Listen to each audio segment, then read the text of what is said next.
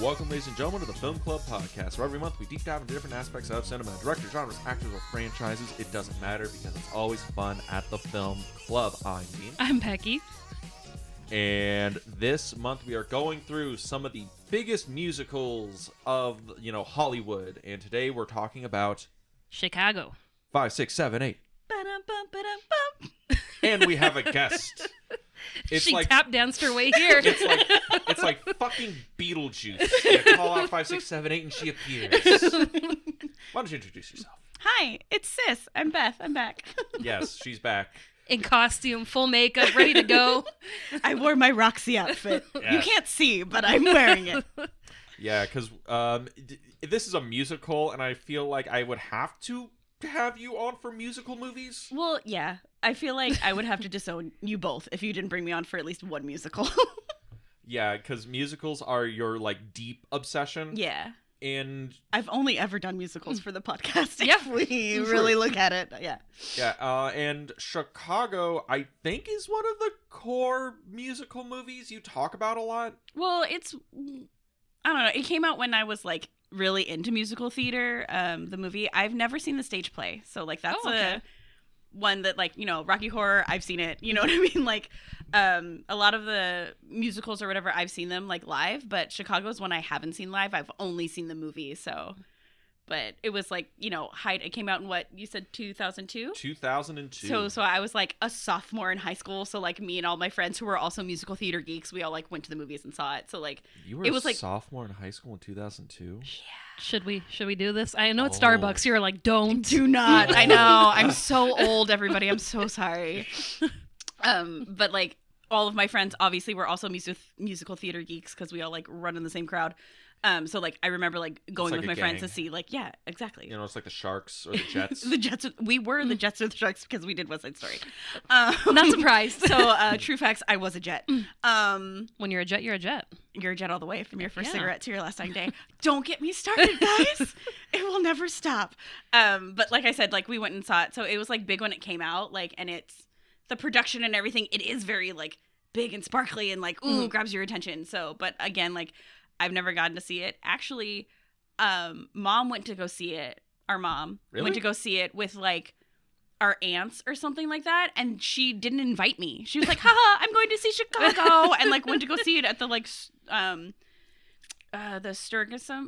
I can never pronounce it. You know what I'm talking about? Yeah. I don't know how to pronounce it, but not the Pantages, but the other one. Yeah, the other really good one. Mm-hmm. And who was in it? Oh well, Brad Pitt was in it. I honestly in my brain, it's ingrained that Patrick Swayze was in it. She went and saw it when Patrick Swayze toured or something like that. Wow. But she says no, and she would know because she actually went to go see it, and she would have, you know what I mean, freaked out that But I know Patrick Swayze did a run in Chicago, I'm pretty sure. On Broadway. Look it up. I might have to. I'm pretty sure he did a run right before he died. Really? Or something a year or two before he died, he did a run. So I think that's what I'm meshing the two, because really, why would Patrick Swayze be doing Chicago? Not only would he I know he did it, but why would he be doing it here in Costa Mesa? You know what I mean? So, I don't think Mom actually saw Patrick Swayze, but, in my brain, she went and saw Patrick Swayze in Chicago. Yeah, he did do it. Right? He was Billy Flynn. 2003 to 2004, December. Yeah. So December that would January. have been, right in the range right after the movie comes out. Yeah. Mm-hmm. Wow. And then, recently, I think Pamela Anderson was in it. I think she was Roxie. Well, who was it? D.A. Barba it did it too, a couple years ago. Oh, really? Yes. Raul Esparza. Barba. From Law and Order. Yeah. Which always surprises me when people from Law and Order turn up and be like, "Oh yeah, no, I'm a trained Broadway actor." Did you see at the SAG Awards, was it Kristen Bell? I don't know if she did it or if it was somebody else presenting. And they were like, raise your hand here if you've ever been on an episode of Law and Order, SVU, criminal intent. And everybody's like, Law and Order. Law and Order turned into the Star Trek of the modern era. Because if you go back to old Star Treks, and even before that, old Twilight Zones, you're just how the fuck are they on this? Yeah. Oh, because they needed to make rent before they were famous. Yeah. Oh, that makes sense. Yeah, that's cool. But yeah, we're talking about Chicago today. Yes. But speaking Sorry for of the tangents. I'm sorry if I sound weird as fuck. We don't know why the microphone is doing this. I think you're okay. I think you're just in your head a little bit. But speaking of favorite shows and, people that have guested on Broadway in Chicago, one of your favorite shows, VPR. Oh, yeah. One of their Vanderpump Rules. Yeah, your solid fucking gold. Your favorite show, Good as Gold. Good as gold. Good as gold. Yeah. Work out to that song. Keep me pumped. But recently, one of their, cast members was in Chicago. Oh. She actually helped their Broadway ticket sales. It was like the most that they had made in years. It was Ariana Madix. Really? Yeah. Who'd she play? Roxie. Oh, wow. Yeah, she came back a second time. They requested her, and yeah, she rocked it. Wow. So the more you know. Now Dean's really ready to go home and watch more VPR. I suppose. Dean's like, is she still going? Can we get tickets? Can How we do we tickets? get there? No, they already finished it, but if they do another movie, because, they love to do remakes, Yeah. I think they should bring Ariana in as Roxie Hart. Okay. On that note, I don't think there's a world they remake Chicago. Just for the pure fact that I don't think this kind of musical works anymore. Yeah. You never know. Yeah, The tides change. Well, we were watching it and we were both, I was like surprised because I didn't like remember it this way, but we were both surprised that like there's hardly any like dialogue. Yeah. It's all just music. Mm-hmm. Oh, Like it's musical number after musical number after Yeah. musical number after musical number, like one, which I don't think would, again, like I don't think that would play nowadays. Like I think people would get bored, honestly. like when we watched it, it's like each like non-musical number, like the actual scenes of dialogue and characters and stuff like that, 5-10 minutes tops, maybe 10 minutes at the longest. Yeah, in between songs. 3 minutes at the shortest. And We actually started timing it. Dean was like 5 minutes to the next song, and I was like, all right. And then it was like, Dean, it's been 4 minutes. And he was like, oh, I know it! So good. And because, like, honestly, it's also a thing, like, music, like, they just don't make musicals now anymore. Yeah. Like, the last big mainstream musical I can think of is, like, La La Land. Yeah, I mean, That won like awards and made a shit ton of money. That was like, hey, we're a proven genre that Hollywood can invest in, and that was La La Land was the last one in like 2016. They remade West Side Story, which they didn't need to remake. Even I Spielberg haven't seen it. Oh, same here. I haven't seen it, and Well, I don't know. There's also like In the Heights, I think was the same year. Oh Is yeah, that In the one? Heights. Yeah, I remember that coming out. I haven't seen that one either. I haven't seen that one either. I kind of want to see that one though. Like, Yeah. 'cause that one looks really good, and it's Lin-Manuel Miranda, so you can't go wrong. So like, Yeah. Unrelated question to Chicago. Lin-Manuel Miranda. Okay, are you a fan of Hamilton? That one. So okay. Because I was asked specifically to ask you your opinion on Hamilton. Okay. Yes. By who? Not- Okay. Don't anyway. worry about it. Not by me. Yes. So okay. You can say that Lin-Manuel Miranda should not have cast himself in the lead. That's okay. No. That's not. He's good. So He was better. I've in never House. seen it live, Mhm. which I think is what is like the hang up or whatever for me. But I'm also really weird when it comes to musicals, and I won't listen to the soundtrack unless I've seen it. I won't just like, a lot of people will like just listen to the soundtrack and like, oh my god, I love all the music and blah blah blah, and then they've never actually seen like the musical, or you know what, or they'll listen to it frontward and backwards and then go see the musical so they know all the words when they go. Yeah. Kind of a thing. But I don't want to. I feel like it almost taints the music for me if I haven't. I know it's so pretentious. I'm the worst. How did you know we're related? But I want to see it live so I can feel the actual emotions and experience it, and but then also know the context of the song within the play or the musical. You know what I mean? So like I know what's going on like when that song is playing. So like I only will listen to musicals or whatever, like soundtracks of ones that I've seen. Okay. So again, like I said, I've never seen it live. I have watched it on Disney Plus, but I didn't finish it. I don't know what it was. I don't know if it was just like my mood at the time or like, because it's like 3 hours long. Like it's so long, right? And if you're just sitting in your room kind of watching Hamilton, you're like, cool, I guess. You know what I mean? Like, but I've watched like 100 clips of it on YouTube, and not YouTube, on like TikTok or whatever. And like Jonathan Groff can do no wrong. Like I love him so much. King George. Yeah. But like every like song that I've seen, or I've like, I've basically seen the whole thing from like clips on TikTok, but I've never like actually sat down and watched the whole thing. But like all of the songs that I've heard and everything, they're good. I like them. You know what I mean? Like, but I don't know. Like, I guess I'm not like obsessed like everybody else is without it. But I also think it's because I haven't seen it live, because it's such a different experience seeing any musical live. Like, you get so like, I remember going to see Rent live, and like, Rent was like huge when I was in like middle school, right? Like, that's like your first like introductory into like musical theater. And I remember going to see Rent live and just bawling my eyes out. You know what I mean? Rent changed your life. No, like seriously, like just like, or like seeing Les Mis live and you just wrecked. You know what I mean? Because like the emotions and everything. But I don't think I would get that same, like, you don't get that same feelings, or you don't like experience the same way from just listening to the soundtrack. You know what I mean? Like, I've heard that like Les Mis is a really good musical. Oh, let me listen to it. But like, you listen to it on your car ride and you're not getting those same emotions and you're not experiencing it the way that like they want you to experience it. So it's just different to me. So like, yeah, Hamilton, I think it's good. And I think Lin-Manuel Miranda is a fantastic writer and like songmaker, and like, you know what I mean? Like, all of his stuff is good. Like, there's no question. Like, you can't argue that. Like, his shit is good. Like, you know what I mean? Like, you can look at Moana, like the first Moana, every song in that is a banger. Every song. And then they did Moana 2 and they didn't have him come back. And have you even seen it? Nope. Have you heard any of the songs from it? Nope. Exactly. You know what I mean? Like, his shit is good. But like, when it comes to like, I can't compare like Hamilton because I haven't like seen it. I don't know. You know what I mean? Like, what about Wicked?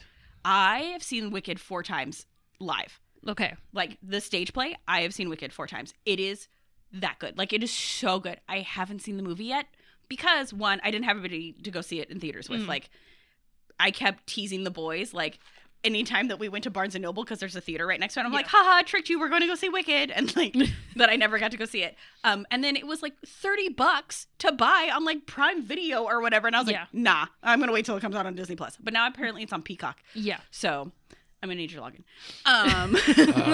So I can watch Wicked. But I've heard that like it's really good. You know what I mean? And like do a really good job and like all that stuff or whatever. But like, I will listen to like the Wicked soundtrack, like the original Broadway cast with Idina Menzel, like front to back. You know what I mean? Like, that's gold. Like, that's so good. Like, the stage play is so good. Like, if you haven't seen it live, you need to freaking see Wicked live. It's so freaking good. Sorry. But yeah. Chicago. But that you asked me about Hamilton. I did. And then I asked about Wicked because we talked about Wizard of Oz last week, and that came up in the conversation. It always comes up. You know, was the hype, you know, right for it, or was it just, you know, overhyped? But no, this stage play is so good. Like, it's so good. But again, like I said, I haven't seen the movie. I don't know if it does it justice. I'm sure it does. I mean, we've seen the TikToks where people are like, you know, I'm weeping, something's changed. And then like, is it really, you know, just hit you in the feels? The stage play really does. It really does. And it like, I don't know if it necessarily like ties into Wizard of Oz too much. Like, you almost have to take it as a completely different story. Yeah. You know what I mean? It's like little tidbits of like quote unquote origin stories, but it's not like this is exactly how it happened. You know what I mean? Because it's like literally some other guy was like fanfic basically Wizard of Oz and wrote all these books, right? Yeah. And so they're just like, you know, like, oh, Glenda's a bitch, and I was just like, no, Glenda's the good witch. No, but like, but it was like, but I do like the Wicked Witch of the West too. It's like it's just conflict there. But also, if you really liked Wicked, like the movie or the stage play, don't read the books. Just throwing that out there. I see. Don't read the books. They're not fun and fluffy and yay. Like, no, don't read the books. I just stick with the original movie. I'm like, that's been enough for me my whole life. I'm good with that. Yeah. But Chicago, yes. Because Dean is going crazy over there. He's going crazy listening to my voice. We haven't spent 15 minutes not talking about Chicago. But Chicago. I mean, you were just giving Ariel crap the other night about how she came on for Crybaby, and we talked maybe about 15 minutes about Crybaby. I'm bitter that you didn't have me come on for Crybaby, but it's okay. He didn't tell me. It's okay. He didn't tell me that you liked Crybaby. The only reason Dean knows what Crybaby is because I was obsessed with Crybaby. But we'll continue. Chicago. Yes, Chicago. See, Dean, it's all your fault. Well, I have a question for you. When was was this the first time you've seen Chicago? Have you seen it beforehand? I've seen it before, but I don't think I've seen it since, this came out 2002. So maybe... Your favorite phrase. Last time I saw this was the 90s? No. Last time I saw this was the early aughts. It was like the early 2000s. Thank you. But it's one of those ones where, I'll watch the clips on YouTube. Yeah. Cell Block Tango. Mm-hmm. But yeah, I haven't seen this maybe since like 2004. Yeah. I have never seen this, boo. I've never seen it, no. But I think it's because it's weird because this movie won like 6 Oscars and all that stuff. Yeah. But I don't know if anyone talks about Chicago anymore. No. Mm-mm. This is almost like not forgotten, right? But it made a shit ton of money. But it's a movie where it's like no one goes back. People go back to Moulin Rouge all the time. Yeah, people go back to like other movies that come out this year like all the time. I mean, the Frida usually plays Moulin Rouge every Valentine's Day. Yeah. Or like the week of Valentine's Day. That makes sense. As they should. Yes. But show me a better love story. I'm just kidding. God, just tear your heart out. But yeah, because the movie, it's just weird because I think that's a lot of like Bob Fosse kind of movies. I mean, Bob Fosse didn't direct this movie, but it's a Bob Fosse fucking musical. It's like Cabaret. He wrote it, right? Mm-hmm. He wrote the 75 stage play because it was a 20s regular play or whatever. Mm-hmm. And then he was like, let's put this to music because I'm Bob Fosse and this needs more jazz in it. Exactly. Yeah. And he was going to direct it like in the early 80s or 70s or whatnot, but he died. Mm-hmm. But he was going to have Goldie Hawn, Liza Minnelli, and Frank Sinatra play the 3. Yeah. See, people forget being like, oh. That is a cast. People are like, oh, Bob Fosse? Oh, what is he? His first movie won the fucking like Best Picture at Cabaret. Yeah, so he was like, I can get Goldie Hawn, Liza Minnelli, and Frank Sinatra in my fucking movie. Whatever. And then he fucking died. That is such a crazy casting, though. Because no, but like I'm a little stunned. But like, because like Liza Minnelli is like musical royalty. You know what I mean? Her mother's Judy fucking Garland. Exactly. Yeah. So you got Liza Minnelli, and then you're like, ooh, you're gonna get Frank Sinatra. Like, oh yeah, as Billy Flynn. Yes. Yeah, let him come in and sing some of this razzle dazzle. Like, I'm all for it. And then it's like Goldie Hawn. Are you freaking Goldie Hawn? Like, I mean, I love Goldie Hawn. Like, she's so freaking funny. But like, Goldie Hawn as Roxie. What? I mean, like, maybe she's like, I've been waiting my whole life for this. And again, I'm just guessing because she's blonde, Liza Minnelli has dark hair, that Goldie Hawn is Roxie and Liza Minnelli is Velma. But, like, who knows? It would... who knows what he wanted? We knew exactly how this was going to go. Yeah. But, yeah, that was, like, the original cast, and then he dies. Yeah. And this was gonna... They were trying to make this a movie for, like, 20 fucking years. Until, like, Rob Marshall was like, guys, give me a shot. This is my first chance at making a movie. Come on, give me, like, couple $1 million. And let me show you the old razzle dazzle. And I think it was because Moulin Rouge was either in production and people were like, this is going to make a shit ton of fucking money. Is he related to Marshall, like Penny Marshall and... He might be. I would have to look that. You know who I'm talking about, like Penny Marshall, and then her brother. I forget his name. He's also like an actor director. Maybe I'm not too sure. Because all I know is that this is Rob Marshall was like a Broadway choreographer and all that other stuff, and then he was like, I want to make a movie of an adaptation of Chicago, and this is his first movie. Okay, but that's why I'm asking is because like it's such a big, you know what I mean. I wonder if it's because of. Not because of nepotism, but you know what I mean? Because, like... you have your foot in the door. He's got his foot in the door because he's related to the Marshalls. Mm-hmm. Yeah. Oh, maybe. But he manages to get this made probably because, like, Chicago had just had a big, like, revival. Mm-hmm. The studio was like, this Moulin Rouge movie is coming out. We kind of want, like, another competitor with it. And, this comes out, like, a year later. Yeah. Mm-hmm.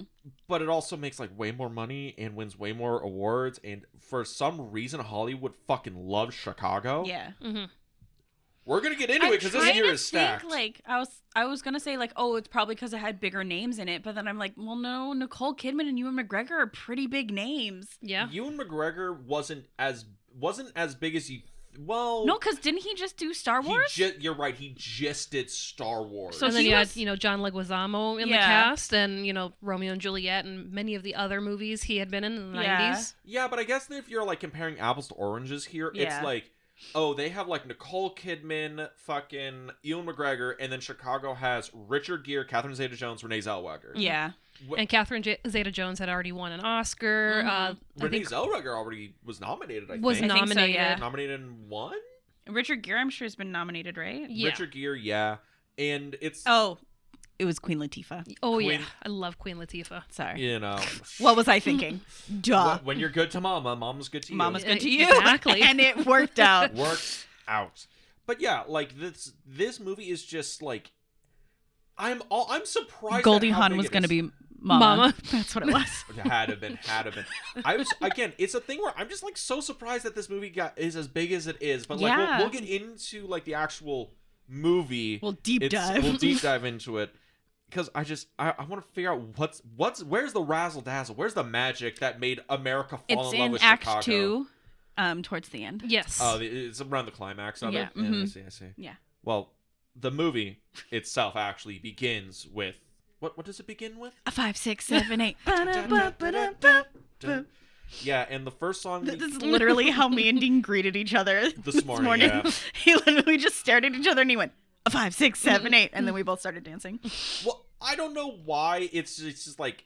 Because is it Tydigs? Taydigs. Taydigs. I'm going to mispronounce his He name. is going to. The whole time we watched the movie, he kept saying it wrong. And I was like, it's Taydigs. It's Taydigs. Oh my God, it's Taydigs. Dean, Taydigs. Yes.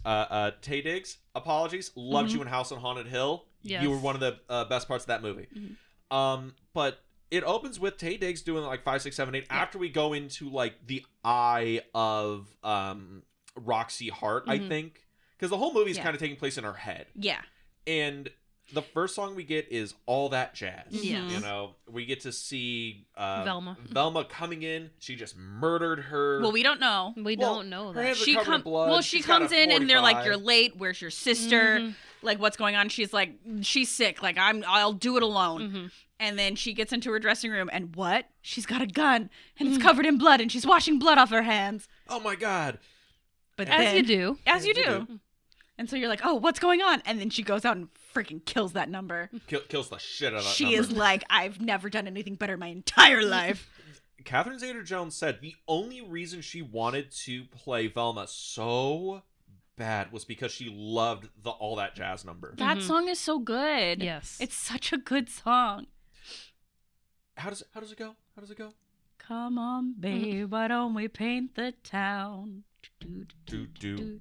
And all that jazz. Yes. And it opens the movie and it's like setting the tone where this is going to be a musical, you know. Well, it's a thing where Who would have known? A jazz fussy musical. Yeah. Well, it's because setting the tones of like, we're going to give you everything, all that jazz. We're going to give you, you're going to have, you know, big shit. Well, not only, but then you get the Fosse number, like the very Fosse choreography is all that jazz. You know what I mean? The like jazz hands and the very small, you know what I mean? It's very Fosse, right in your face up at the beginning. Yeah. Yeah. This isn't a fucking like Singing in the Rain kind of thing. It's not a Gene Kelly musical where it's just like, or a Fred Astaire musical. Yeah. It's almost the thing like Fosse has such a unique style. Like you can identify you can identify a Fosse tap dance number like really quick. Yeah. Mostly because he does a tap dance number in every fucking movie. He likes to tap. He likes his tapping. And I was like, where is it tap dancing in this one? And there's literally just a song. It's not even a song, but it's like there's nobody sings in it, but it's literally just Billy tap dancing. Yeah. It's Richard Gere. He's like, I learned for 3 months how to do this. I'm going to get my own scene where I'm just tap dancing for no reason. Tap dancing. Damn it. Yeah. Yes. So good. Yes, it is. But we get like this whole thing is just establishing that like Catherine Zeta-Jones' Velma is like big vaudeville star. Kid. Yeah. She's a star. And Roxie is not a star. She's a dreamer. Yeah. Yes. Well, she's in the club watching Velma put on this big, huge show. And, you know, her boyfriend's there and they're like leaving the club. She's You mean like, her side piece? Well, we don't know that yet. Oh, okay. You're skipping ahead, Becky. Her slam piece is just hanging out. Where he's like, did you tell your friend about me? And he's like, oh, yeah, babe, you're going to be a star. Slaps her on the ass. On the booty butt. And then they leave. And then who shows up at the very end of this beautiful all that jazz number? The cops. They're there to arrest Velma. They are. Because they're like, we know that you have that gun covered in blood and you murdered the shit out of them. the shit out of 2 people. Yes, and when this happens, you know, we end the All That Jazz number, and we get the first bit of, oh my god, there's dialogue in this movie. When, Yeah. Hey, there's a little bit of dialogue when she shows up. Just There's a music little. in the background, but Yeah. they're like, Velma, you're late. And she's like, whatever, I'll do it alone. It's the preamble. But we get, like, Roxie there being like, Fred, I thought you were going to make me a star. And he's like, I'm a furniture salesman, you dumb bitch. Yeah, I was there to collect a bet. I didn't tell nobody about you. And he, like, throws her down and he goes to leave. And she's like, no, don't leave, you monster. And she fucking caps him, like, 3 times. Yeah. And I'm... I mean, you know, he banged her and lied to her. Yeah. Banged her and lied to her. Well, and then it's also, like, the transition, like, this is, like, months later. They've been banging for months. Mm-hmm. And Velma's been in jail for months. And, yeah. That confused the shit out of me, by Yeah. the way. And that was not well telegraphed of, like, wait, so the fucking All That Jazz number that just ended was, like, months before this? Yeah. Because she has a throwaway line. It was like, yeah, the first time we met was, you know, when Velma got arrested. And I'm like, that was, like, 30 seconds. Yeah. You're in the same clothes. Yeah. Were you fucking for 6 months in here? Mm-hmm. Jesus Christ. But you can also, like, feel the shift in their, like, dynamic with each other. Yes. Because, like, when they first get in there, they're, like, fucking or whatever, and he is, like, super into it, and they're both like, oh my gosh, blah, blah, blah. Yeah. And then you feel the shift where he's just like, I'm over this. I'm so over her bullshit because all she does is want me to tell her that she's going to be a Tell me star. I'm a star. Yeah, And and she's she's like, yeah, say you're it fucking again, Fred. star. And he's like, fuck, I can't say it one more time. He's like, honey, if you say that one more goddamn time, I'm actually going to kill you. I'm Yeah. done. I'm He's done. like, you told, like, I'm soft. Like, he's like, I gotta go. Like, this is, I'm done. He's like, I was ready to go, and now I'm not. You know what? I'm out. I'm like, I have to leave right I now. wish I was Mr. Cellophane. I'm gone. And, but it's interesting because it's like... But that's also when you kind of get it when they're, like, sneaking up or whatever, because she tells her neighbor that he's her brother. Yeah. But then also she's like, oh, Amos isn't going to be back until, like, midnight. And you're like, oh, side piece. Mm-hmm. Nailed it. Yeah. Because he's been nailing her. Yeah. Exactly. And she, you know, kills him, right? And then we go right into, you know, the funny honey, because Amos, played by John C. Reilly, is the fucking homie. Goat in this movie. He Ladies out there, don't look for a Fred. Look for an Amos. Look for an Amos. Amos will stand by you. I felt so thick bad and for him. We, like, had a very long discussion about how he's the only redeemable character in the entire movie. He's the only person in the entire movie that I don't think is pure trash. Yeah. Not evil, trash. And his song slapped. Oh, yeah. Oh, yeah. We're going to get into, like, the best song in this movie. Yeah. Because the one that was nominated was not the best song in this movie. But basically, he's, like, taking the rap for her. Mm-hmm. Like, she tells him, oh, he was trying to, like, he was trying rob to me. burgle me. Mm-hmm. Yeah, he was trying to burgle us. Like, so I shot him. But, like, if you say you did it, like, you're sure to get off. Because, like, they wouldn't, like, make you go to jail for shooting a burglar. Like, blah, blah, blah, blah, or whatever. So he's, of course, like, yeah, of course. Like, let me do that for you. I got you, babe. Yeah, and so she's I'm singing hitting the song way about above my weight class right now. Anything for you. Yeah, so she's singing the song about, like, my funny honey, like, oh, you know, he ain't got the smarts, but, like, he's loyal. He's loyal, and, like, he'll do anything for me, and he's so sweet, and, like, blah, blah, blah, blah, blah. And then this is all happening, like, in her head. She's singing this song, and it's all, you know, glamorous and everything. And while John C. Reilly is, like, basically giving his statement to the police, and he's telling them, oh yeah, he tried to burgle me, and my Roxie was asleep. She didn't even wake up until the gun went off, and, like, could you imagine if I wasn't here? And blah, blah, blah. And then the cops are like, Fred Casely. And he goes, wait, That guy sold me my guy furniture. sold us our furniture. Why would he try and burgle us? He gave me 10% off. Yeah. And then I love how her song goes from, like, a loving, like, oh, my hubby, he is just, so perfect, to that dumb, funny motherfucker. Oh, God, you couldn't keep your mouth shut. And then, you know, Roxie just blows up, slaps Amos around, Yeah. you know, She's throws him like, to the you curb. idiot, like, and he's like, you were screwing around on me, and then tried to make me take the fall for murder. And They bring up the neighbor, and the neighbor's like, yeah, that's the guy. Yeah, that's the guy. I've seen him. He comes in all the time. now, what is it? We mentioned, you know, Catherine Zeta-Jones, all that jazz, her first number, great number, right? This is Renee Zellweger's first number of the movie, Funny Honey. Good? Yeah, that's all right. Yeah. See, like, I don't. Renee Zellweger? Good? Well, Question I was thinking, I was like, I don't know. Bridget Jones? Good? Good. Question mark?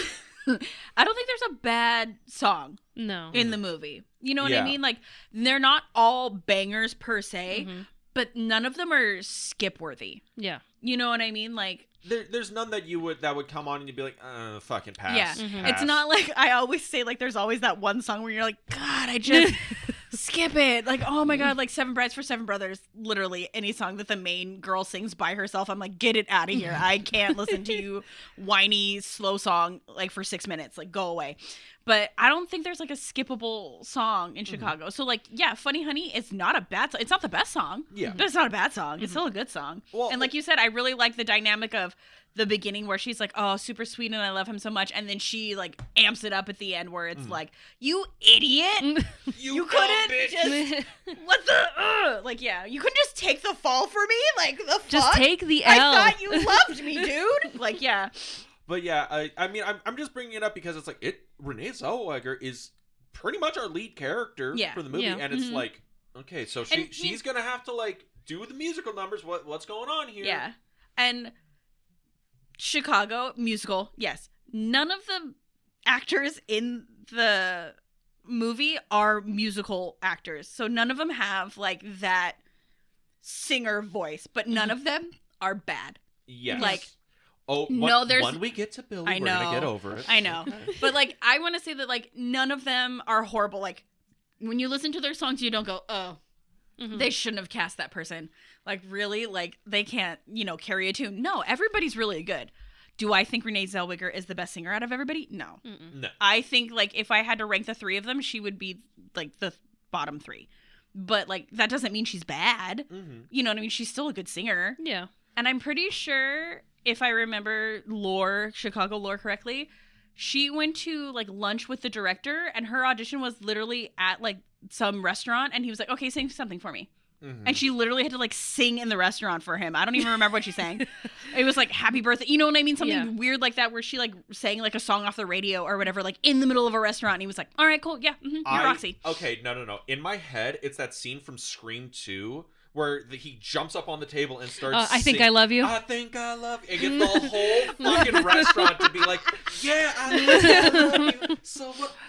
Scream 2 is, like, a movie that is, like, complicated my feelings on it, but that scene, I'm like, I love that. That is so fucking cheesy, and I love that. I am that guy right now. That scene was written for Jerry O'Connell.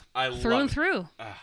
But yeah, but afterwards we get to the best singer in the movie. The physical pain that is, like, in me to not go on a Scream tangent right now.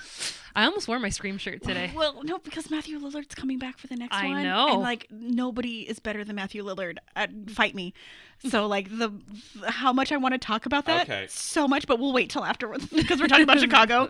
So, like, put a pin in it. We will come back to talk for hours about Matthew Lillard. I'm going to put the pin in that because I'm going to put that in your head being like, it's the right time. Would Matthew Lillard have been better than Ewan McGregor in Moulin Rouge?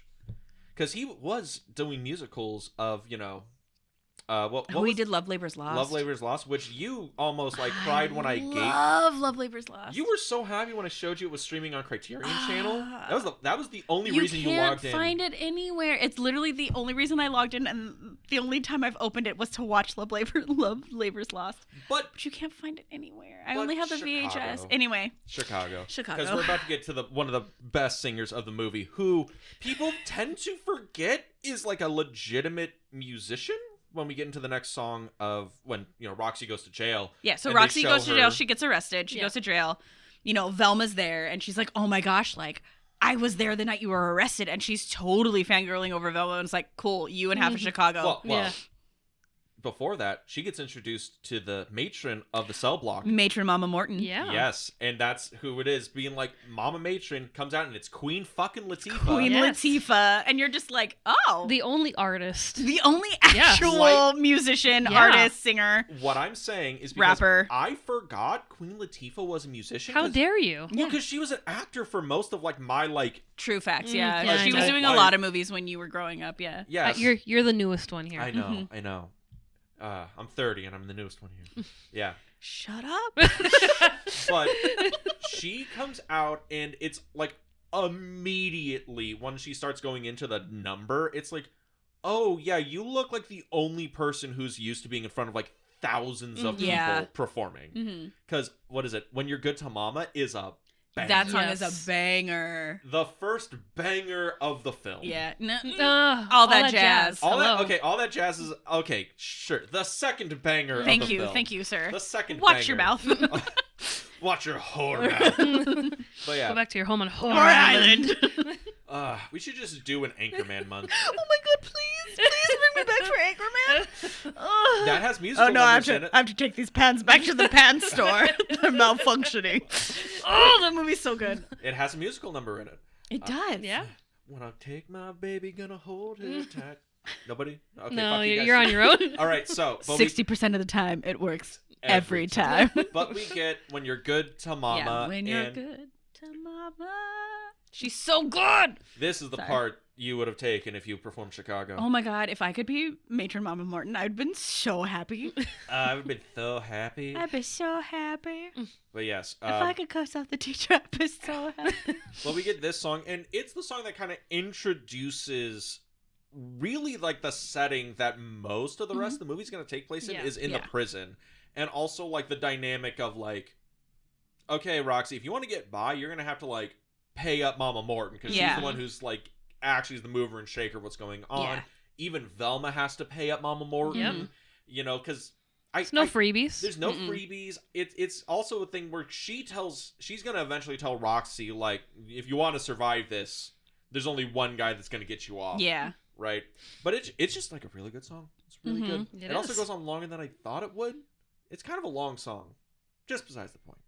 Well, she's trying to set the scene. Yeah. Lay the foundation. Well, and then all of these songs are like big production numbers because they're all happening. You kind of like get to like realizing, oh, all of these songs are happening like in Roxie's head. Yeah. Yes. You know what I mean? Like none of this is like happening like in a normal musical where it's like, oh, everybody's involved and it's just normal that people are singing and stuff. It's not But- like Singing in the Rain where it's like, oh, it's 3:30. You know what that means? Jazzy. Exactly. Where it's like the only song so far that's been in real life is All That Jazz because like Velma was performing at the club and it was like actually in front of people. But Funny Honey, When You're Good to Mama, those are all happening like how Roxie's singing it like in her head. This is all like her inner monologue basically. Like all of these, and they're all big, huge production numbers because they're all happening in her head and she can make whatever the fuck she wants, right?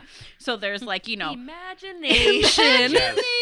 Which kind of plays into her being this weird, idealistic dreamer kind of person, but also like, is Roxie insane? Yeah, I think so, honestly.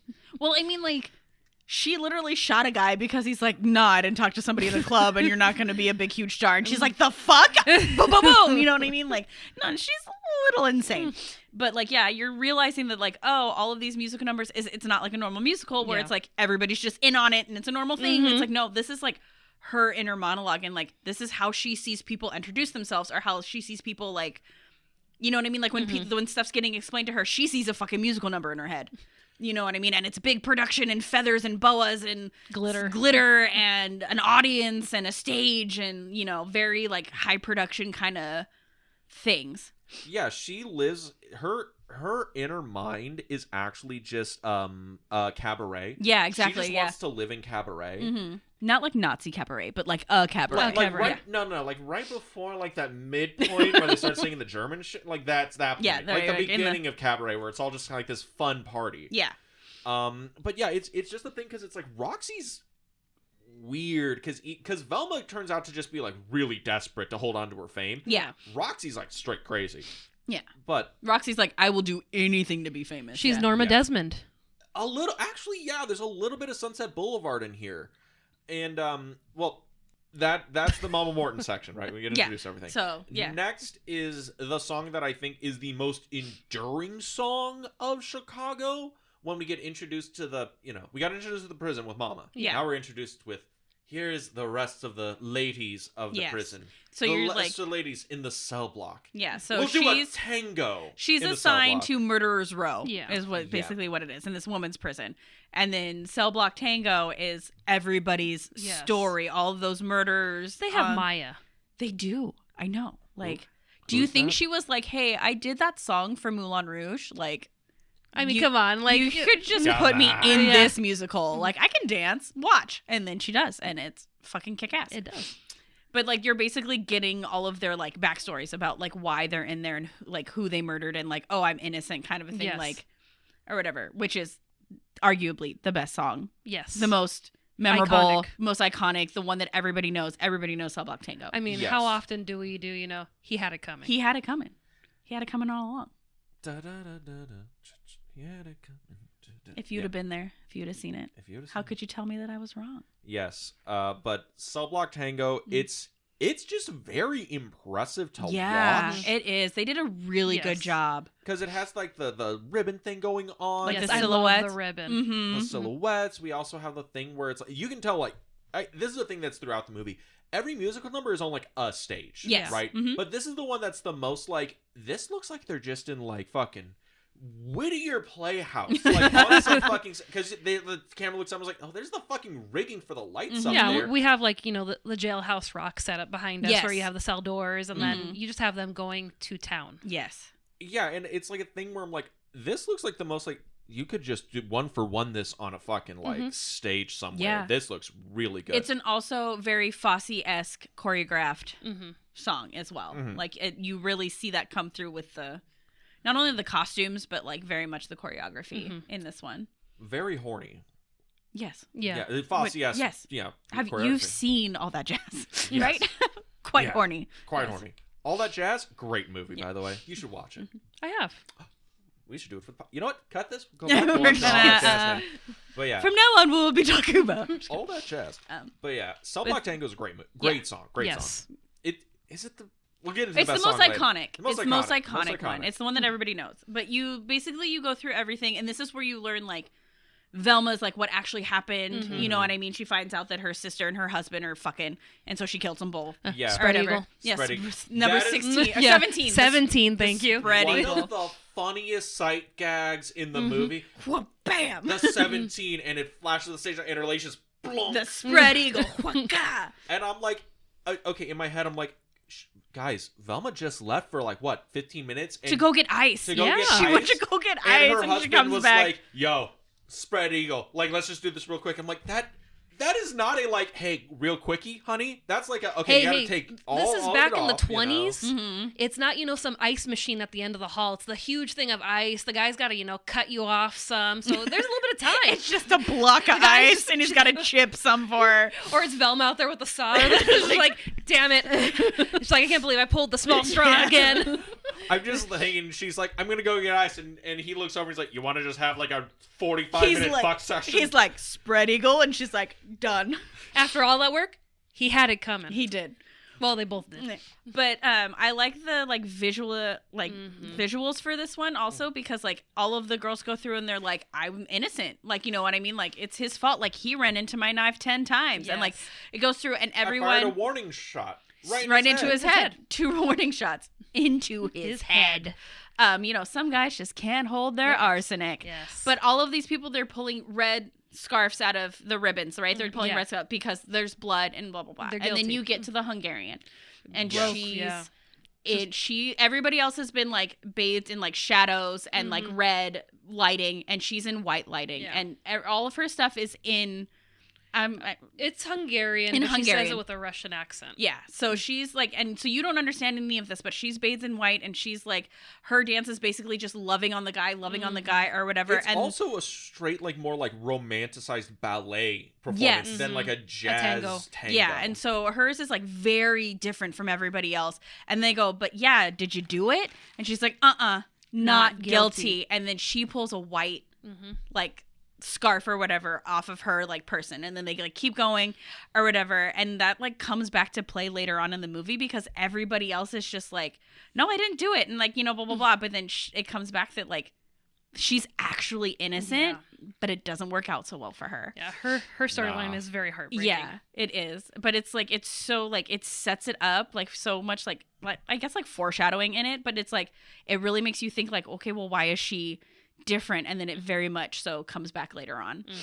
And you know what? She would have survived if she had $5,000 and Billy Flynn. Billy Flynn. Or spoke English. I don't know. Like, you could really take a whole bunch of things off of it. It's like, if she could afford a good lawyer, you know what I mean? If she spoke English, if like, you know what I mean? Herself. If she could defend herself, if she was likable, which is also another, which is basically like what the musical is based off of, is like literally like Chicago in that time, which was if you were likable, if you were pretty, if you were like making good in the papers, like that more so like swayed people over whether you were innocent or guilty as opposed to whether you actually did it or not.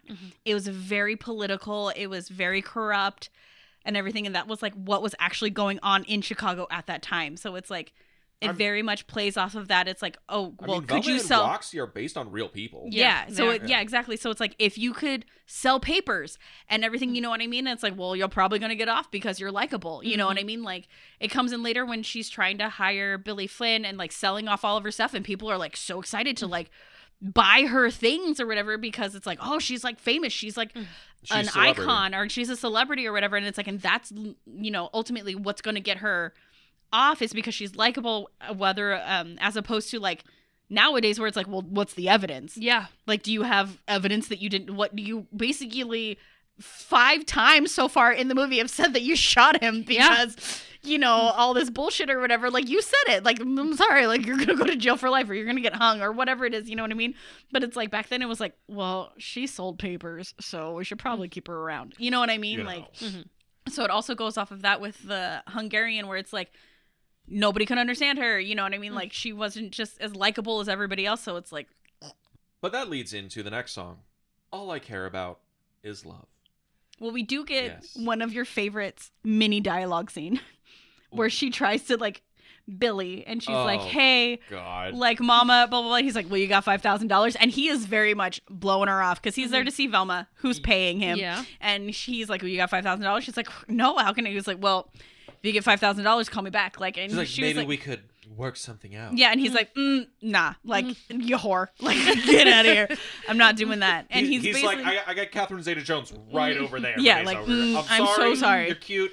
She's but right over there. She's right over there, and she also paid me $5,000. So, and he's very much blowing her off and just like, money or nothing kind of a thing. And then it's a very contrast to his song where he's like, all I care about is love. Like, I don't care about expensive things, cashmere coats, diamond rings. They don't mean a thing. All I care about is love. Which is like, that is like the point of it, right? Where it's like, all I care about is love, but his actual character is like money honey, right? Lawyer. Yeah. Lawyer. And it's also the thing where it's like, he is, how to put it? He's saying like, all I care about is love. Love just means money. Like, that's all that means. But it's also our introduction to Richard Gere. Yes. Showing up 40 minutes into the movie. And also, everyone trashes Richard Gere as a singer. Which I don't understand. He's not bad. He's all right. Well, but he's not bad, though. He's not... You didn't like him at all. I can tell. I can see it on your face. He's all right, you know. But he's not horrible. No, he's not horrible. He's not... He just looks like a ferret, and Becky hates his ugly face. I don't think he looks like a ferret. I don't hate his face. had to throw that in there. But he's not, like, I don't think it was worth all the hate that he got. Yeah. You know what I mean? Like, he wasn't like, you weren't like, oh, God, skip the song. Or, you know what I mean? Like, plug my ears. Like, it's not that bad. He's not Clint Eastwood in Gonna Paint Your Wagon. Sure. I haven't seen it, but I'll take your word for it. Yeah. Gonna paint a wagon. Gonna paint it good. Punk. That's how it goes, by the way. Verbatim. The face is really good. Yeah. You know, maybe we can have Clint on to the next podcast. But yeah, But Richard again, Gere. we get another like big, fancy, over the top production. Yeah. He's got showgirls and feathers and everything, and it begins, it's like my favorite bit, I guess, of it, where he's like, there's this guy and he's like got an expensive suit on and it's all shadowed and he's getting his shoes signed and they're like, Billy Flynn, and then, what, he's the shoe shine? No, couldn't be. He's just asked her for $5,000 and he's the shoe shine boy? He's salt of the earth. Yeah.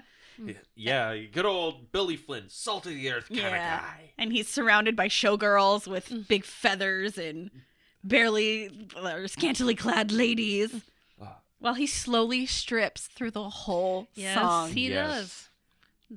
Maybe that makes sense why that was my grandma's crush. Oh, there you go. She was loving on Richard Gere. Yeah, Richard Gere. Yeah, I remember she had this vanity in her room with like all her makeup and perfume.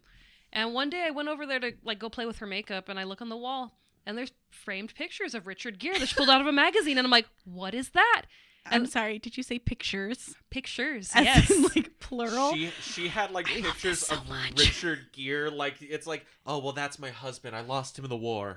And she goes, that's my husband. And I'm like, ma'am, your husband's downstairs. And she's like, no, Richard. I love him so much. And I was like, Grandma.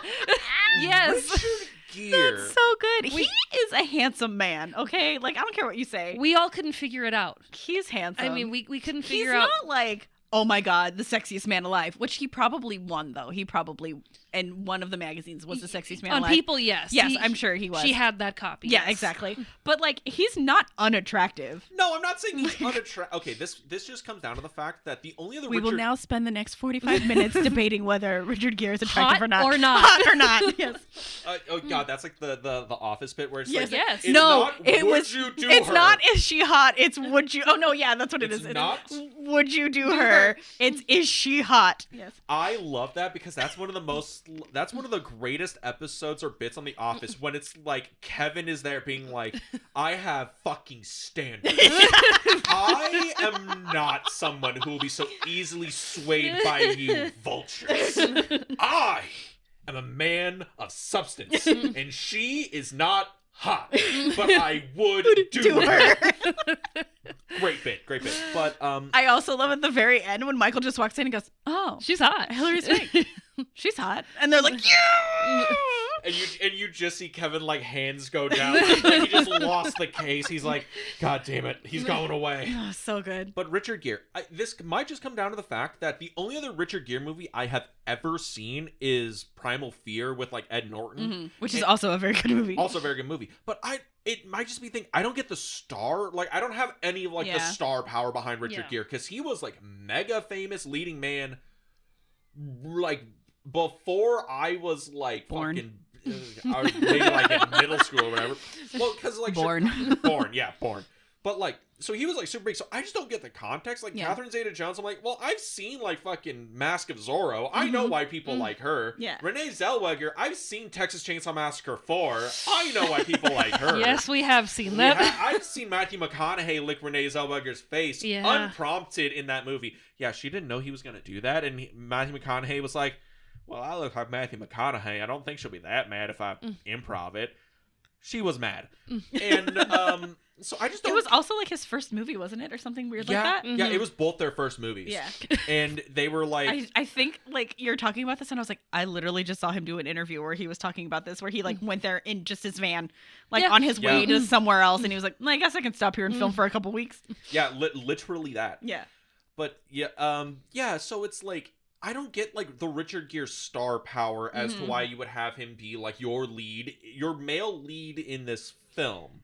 I've failed everyone because Dean has never seen Pretty Woman. Never seen it. Which is probably why he doesn't understand any of this right now. I'm so sorry. Well, because like the other person they were gonna have for this was John Travolta. Yeah, he turned it down. John Travolta was the first pick and he turned it down. And then he regretted it after the movie came out. I can't see John Travolta being Billy Flynn though. But he dances, he sings. No, I so know. it's like, I think he would have done a decent job. Which is why when they offered him Hairspray, he was like, done. I mean, I love John Travolta. No, I do. I also very much love John Travolta. That's why it was such a pull. I was like, we either do Chicago or we're going to do Hairspray. And I was like, I love Hairspray so much. It is funny that John Travolta now does like the geezer teaser action movies or whatever, and I'm like, that guy is like one of the greatest song and dance mans of Hollywood. Why isn't he just doing like old people musicals now? Why not? I was literally racking my brain going, what other musicals has John Travolta been in? And then I went, you idiot! One of the biggest musicals of all time. I think Hairspray, why would they pick him for any like sort of musical? John Travolta action star, blah, blah, blah. And I'm like, you idiot. You were in Greece. Like, what is your problem? I'm so sorry. Please take my musical theater card. Yeah, also, he proved he could dance. He did Saturday Night Fever, like, right after. Like, he did the second Saturday Night Fever, whatever that one is. Still Saturday Night. More Saturday. Yeah. To Electric Boogaloo. Yeah. Also, like, thank God for the 1970s when Saturday Night Scarlet Fever. Saturday Night Scarlet Fever could be one of the highest grossing movies of that year. It's a good movie. Shit. Yeah, I mean, the only thing that Grease was staring down was fucking Star Wars, but whatever. Yeah, but we get the Richard Gere thing. Like, I think he's good in this. Like, again, it's a thing where I'm like, I'm not, a trained I don't know. It's because like I've seen Chicago so many times that I can't picture anybody else as Billy Flynn. Like, I just think he was very well casted. Not just like because of the musicals, but like in his like Dean's favorite parts where they actually like talk to each other, when there's actually like dialogue. Like, he is a very good like schmarmy lawyer. Yeah. You know what I mean? Like, but pulling off the like. You know what I mean? Like the charm and everything while he's literally telling you how he's undercutting you and how he's like basically taking advantage of you. But it's so charming that you're just like, oh, well, it's yeah, sure. Oil. Yeah, exactly. And you're just like, he's a very good snake oil salesman. That's the perfect analogy. It's like, he's so good at that. Like, yeah, I can put like, he's good at the songs or whatever. Like, yeah, he's not the best singer or whatever. But like, he's a very good like Billy Flynn. Like the character of Billy Flynn. But Sinatra though. See, like that would have been something. Yes, but like let's get if we're dreamcasting. I'm just kidding. No, we get Gene Kelly to come in. Okay, I've heard this said before, where it's like all women on planet Earth love Gene Kelly. Yes. Yeah, and I'm like, I don't get it. Then I watch Singing in the Rain. I'm like, okay, yeah, now I get it. Yeah. And like, it literally broke my heart when I found out that he's like was a major jerk. Yeah. Like, he was like super dick and like made Debbie Reynolds cry like the whole time filming. He was like you don't put Debbie in a corner. Yeah. But it's just like, no. He was like a don't meet your heroes. Yeah, he was like a hardcore perfectionist and did not really care about anything other than the end product. So kind of a dick. But he did choreograph Cats Don't Dance. That was his last choreography. That's my new favorite word. Yes, but choreographed. He choreographed it. He did choreographed. Choreographed. He choreographed. Choreographed. We're learning so much today. Dean is just schooling us. I am. I'm great. But yeah. He directed my all-time favorite movie musical. Let's see if Dean can guess which one it is. Batman. Kiss from a Rose is a great song. It is, and you didn't even know that it came from the Batman universe. We had to tell you. Your favorite movie musical? I mean, like, okay, I'm not going to be able to answer that because I could list off 40 musicals right now and you'd be like, oh, I love that. That's my favorite musical of all this time. Is my all-time favorite movie musical. What is it? It's Hello, Dolly. I've never seen Hello, Dolly. We will remedy that today. That's your fault. But Billy Flynn, right afterwards, we get the scene where he's like, okay, Roxie, your boy Amos showed up, and because he's the greatest husband on earth. And Billy Flynn calls him Andy the whole time. It's Amos, like it's Amos. He's just like, yeah, that's what I said. Isn't that what I said? It's thinking about something else. And Amos scrounges out $2,000, and he's like, I'll give you my salary as long as it takes. I want my wife back. Ladies out there, if you see John C. Reilly, give him a kiss. Give him a hug. Give him a hug. Just love on him a little bit. Yes. And hot or not, John C. Reilly.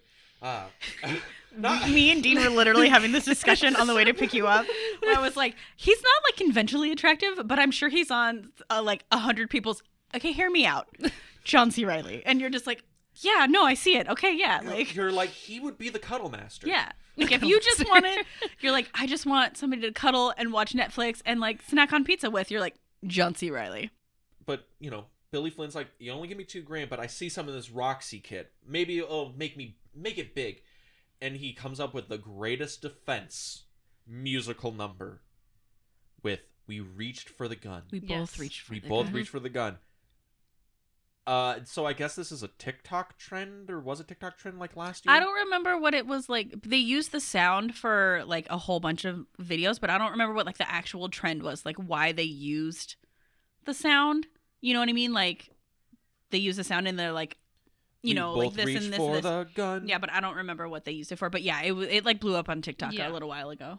Yeah, no, this song's not all that great for me. It's like, well, whatever. It's like, but also it's like impressive to look at. Like, to move the story along. Like at the beginning of this, you find out, like, yeah, he's going to take on Roxie's case, and so he's like, giving her and like she basically cuts her hair, dyes it, you know what I mean, gets a new dress so that she's presentable or whatever, and Billy blows off Velma. So now Velma is like resenting Roxie because like now she's second, you know what I mean, fiddle to Roxie, and like he's like, she's becoming his number one client or whatever, and you're getting all of this, and they're going over basically her story. You know what I mean? Because he doesn't care if she's innocent or guilty. Like, his job is just to get her off, right? I mean, if Jesus Not that Christ way. had $5,000, He literally says that, but like, if Jesus Christ came in here with $5,000, that'd be a very different story. And you're like, oh, Richard Gere, don't be so mean to Amos. or Jesus. But basically that's how it like starts out. And then they do their first, like, after her like pre-trial or whatever they call it, they go in and they plead not guilty. They come out and they do a whole like press junket. And that's what we both reached for. The gun is they're like telling her story to the press, to Mary Sunshine, who is one of the greatest character actors. I love her. I love her so much. What's her name? It's Christine something, right? Yeah. I love her in The Birdcage. She's so good in everything. She has like the best like just career, like just like stable. She's also on Big Bang Theory. Yes. Oh, yeah. She's Sheldon's mom. No, she's Leonard's mom. Leonard's mom. She's Leonard's mom. She was in Mamma Mia. That's right. Mm-hmm. Christine Baranowski? Yeah, her. We love her. Yes. We stan. 100% we stan. Yes. She's like basically the main reporter. And like, because she's the only girl, so Billy's always like, hey girl, like, I'm going to give you the scoop, basically. And then we get this big song and dance, like puppet number, basically, where Billy is talking for Roxie and she's like the dummy. The dummy. The ventriloquist dummy, yeah. It's also interesting because, was it Mrs. Sunshine? Yeah, Mary Sunshine, yeah. Mary Sunshine. She's in the play. I guess the entire play takes place from her perspective. Like, she's really? the lead. Wow. Well, yeah, because I think that's like the whole crux of it. Because the original play was written by this real person, Mary Sunshine, of her like experiencing dealing with these two. The original play. The original play. And I think when they redid the Broadway one, because the Broadway version or the movie version is different than the Broadway version because it doesn't take place in Roxie's head. Yeah. Right. It's like a real like stage play production. Right. But I think in the stage play, it's all from her perspective, like following these two around and getting the scoop. And it's like, hey, so what happened? He reached for the gun and, it's like, oh, you're going to go to Mama Martin. What's she like? Well, if you're good. And I think that's how the play goes. It's her going to like check in on them for all the stuff, right? I think Funny Honey is literally her being like, oh, your husband's upstairs giving the testimony. What do you think he's saying? And she's like, well, my funny honey's always standing by me, kind of thing. I think that's how it goes. That's interesting. But yes. But we get, we reach for the gun, and this was one of the ones you liked, right? Yeah, because it's impressive to look at. It's like, yeah. I mean, on top of, just having it stuck in my head from TikTok. Yes. Because it's just, every time you scroll, you get it, and you're like, okay. Oh, yes. Oh, yes. Oh, yes. They both. And it's like, can this person one-up the last video I just watched? Yeah. Like, damn, it's good. And you scroll again, like, okay, it's going to start back over. Well, I like this bit of the song. Yeah. So that and just the stage presence, because it's just... The theatrics of it, yeah. Yeah, because it's all of the reporters behind them that are, the marionettes, and you have Billy that's, the puppet master above. And it's just like, wow, we really broke the fourth wall on this scene. And it's just like, I don't even know. It's impressive. Yeah. I mean, the whole movie is impressive, but it's just the artistry of that scene is just like, wow, they really took it there. Yeah. Basically and saying Dean's that like, he's controlling the press. Like, he's controlling the narrative. He's never lost a case. Yes. He's, very much the puppet master because he's spinning this web or whatever to try and get her off, and like, you know what I mean? And the press is just eating it up. Just eating it up. They're just like, because they're dummies. Yeah. And like, cool, whatever you say, dude. Like, write that down. You sell us a good story. We'll write it. Yeah. And that starts feeding into like, Roxie's whole like ego thing that leads into the next song because, Roxie is like, well, the press loves me. Yeah. I could be a star. Yeah. And then it leads into her solo song, Roxie Hart, right? I think it's just called Roxie. It's just called Roxie, right? Sorry, Roxie Hart. Thank you. And the name on everybody's lips is gonna be Roxie.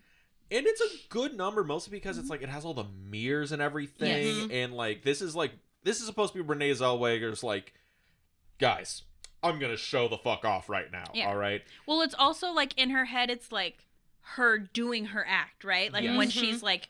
She actually famous, and she's like, because she at the beginning she's like, oh, here, you know what, you're such a good audience, I'm gonna tell you the real story, kind of a thing. And she's doing her act kind of a It has a little like thing. vaudeville comedy bit in the beginning. She has some musical numbers, and then we get like the Gentlemen Prefer Blondes gentlemen come out, and they do Have the whole you seen bit. Gentlemen Prefer Blondes?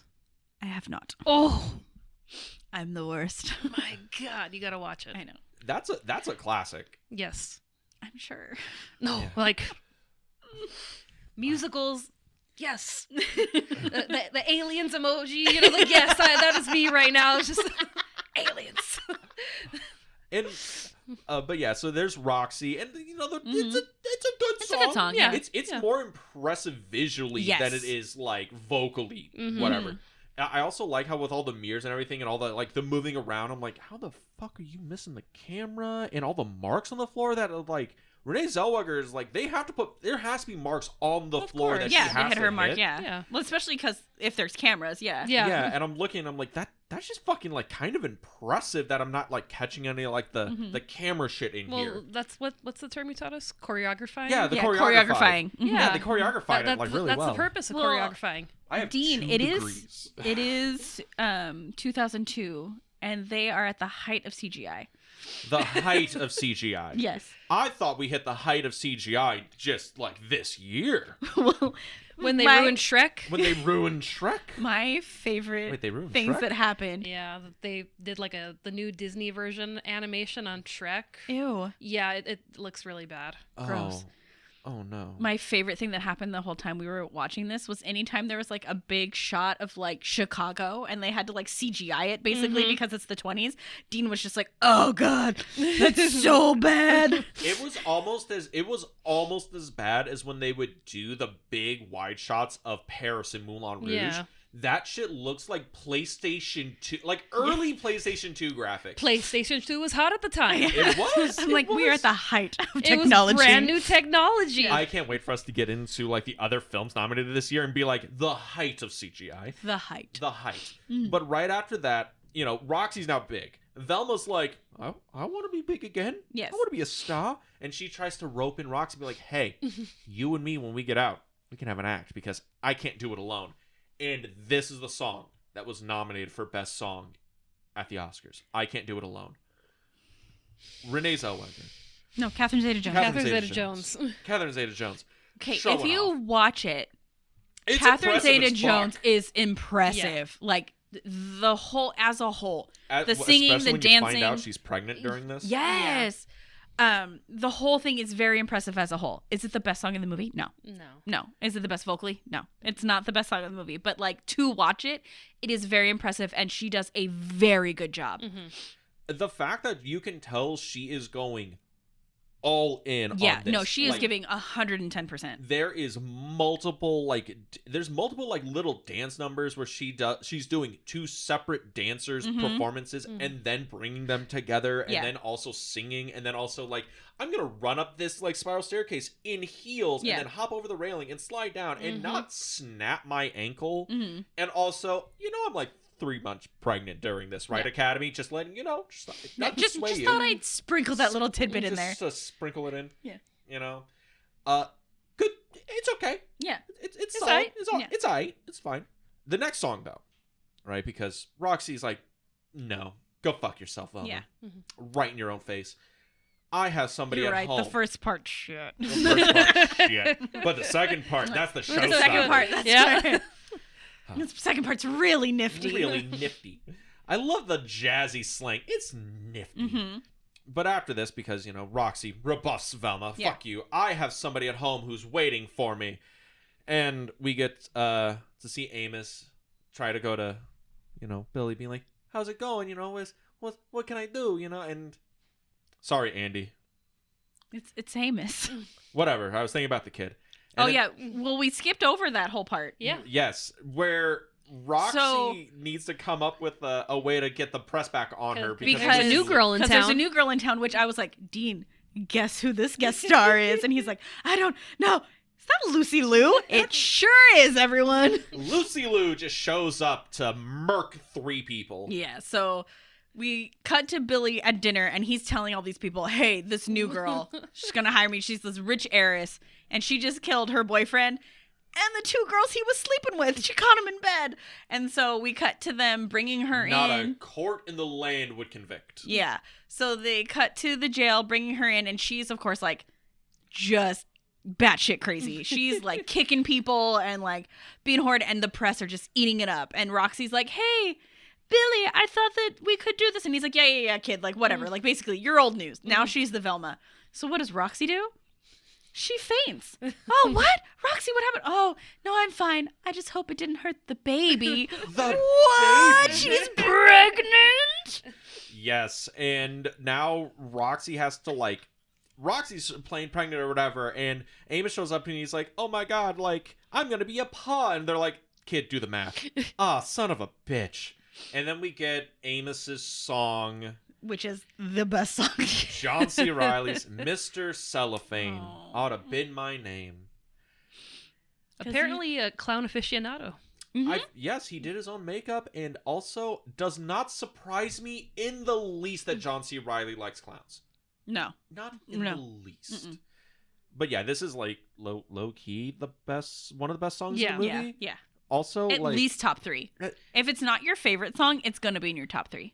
The choreographing was really good. Yes, the choreographing. Mm-hmm. Yeah, I know you loved it because he showed up as Charles Chaplin. I'm like, it's very Chaplin, yeah. Yes. And you basically just get his whole, like, lamenty, like, so in a normal musical, this is the slow song. Mm-hmm. This is the one you skip. You do not skip Mr. Cellophane. No. Not even a little bit. No, because John C. Reilly is selling the fuck out of it. Sells the fuck out of it, sings the fuck out of it, but it is so heartbreaking because he's basically saying, like, I'm cellophane. I'm basically see-through and invisible. Like, no one notices Nobody notices me at all. And it just, like, cuts between him doing his vaudeville act because, of course, everything's in Roxie's head, right? So he's doing his vaudeville act and he's got the clown makeup. Not actual clown, like, very light clown makeup. He doesn't look like a clown. Yes. He's got the big shoes and the oversized suit and everything, and he's doing his whole Mr. Cellophane. It is the least theatrical out of all of them. Yes. Because he's the only one on the stage. There's like one spotlight, and I think like in these numbers, a lot of times it cuts to like the audience, and I think in this one there's like 3 people in the audience watching him. Also, like the stage that he's on, it's not like it's these very biggest, small. It's small. You can see there's trash in the back. It looks like he's in the run-down theater, the really bad theater, and he's like, I'm still holding on, trying to stay relevant. I'm doing my song, but Mr. it's cutting between him singing his song about how he's invisible with like real life him being invisible, like him, trying to like Roxie, like, oh, daddy's here, like I'm so excited, and her just ignoring him and nobody even paying attention to him. He's in the middle of all of the news reporters saying he's the father of her baby and nobody gives a shit. Yeah. Nobody is even looking his way. And to Billy, who's calling him Andy. Oh, I thought, I was talking about the kid's name. Like, blah, blah, blah. And basically, like, tells him, dude, you're not the dad. You're an idiot. Right? And then, like, all this other stuff and just like, oh, you're still here? And he's like, yeah, I'm still here. Like, like, just cuts between him just being invisible, and you're just like, oh my god, Amos. It is great because when he finally finishes the song, it cuts back to like the office, and he's like leaving. He's like, sorry to bother you, Mr. Flynn, and puts his hats on and just walks out. And Flynn doesn't even acknowledge him. No. It is one of the best songs where I'm like, okay, now I completely understand your character to a foundational level through this, and also like, it's a thing where I'm like, fucking John C. Reilly? Right? Really? Fucking Shake and Bake? Really? Hell yeah. Hell yeah. Fucking Dewey Cox? Really? Yeah, I think people forget that, like, John C. Reilly's, like, a legitimate, like, thespian. No, he's so good. He's really, really good. But, we get, like, the most low-key, like, sad downturn number, but the trial starts. Yes. And you know what you need to win a trial? You gotta razzle dazzle. We go from the most low-key, sparse to, like, let's just all over it. No, like... Over it. You know what the top How is? much glitter do you have? Double it. Cannons of glitter. Cannons of glitter. It's like the thing where it's like when they did Waterworld, a toll took so much How much steel. water do you have? Double it. This is Waterworld. Kind of. Well, the atoll that they filmed it on, it took so much steel to do. The entire southwest of the United States ran out of steel to produce like a Atoll in Waterworld because they sunk the thing twice on accident. Good job. This is like the same thing where they're like, sequins. We need all the sequins. What I know you think I said a lot of sequins. I need all the sequins. Because this is over the top. It's big, it's wild, and it's also like just Billy doing the whole like, this is why I'm the best lawyer. He's doing the smoke and mirrors, and I turned the court into a circus. Yes, basically, yeah. Yeah, and it's a thing where it's like another theme of the movie is like, you know, the justice system is really just life is a stage, you know. In the justice system, you know, the lawyers' trials, it's all just another stage, right? You don't want a good lawyer who's boring. You'd rather have a bad lawyer who people engage with. Yeah. Right? It's almost like that thing people don't understand charisma. Charisma does not equal likability. Charisma equals engagement. Right? So he's always rolling a 20? Always rolling a 20. Yeah. I love you so much. I know. That D&D reference almost went right over my head. I was like, holy shit. How? Holy shit. He literally had to go, wait. Oh, bring it back. Almost went over my head. Caught it. Almost threw my shoulder out catching that one. But Razzle Dazzle, big, huge number. This is the one that looks the most like a Moulin Rouge number. Yes. Honestly. And it is very much, they turn the courtroom into a circus.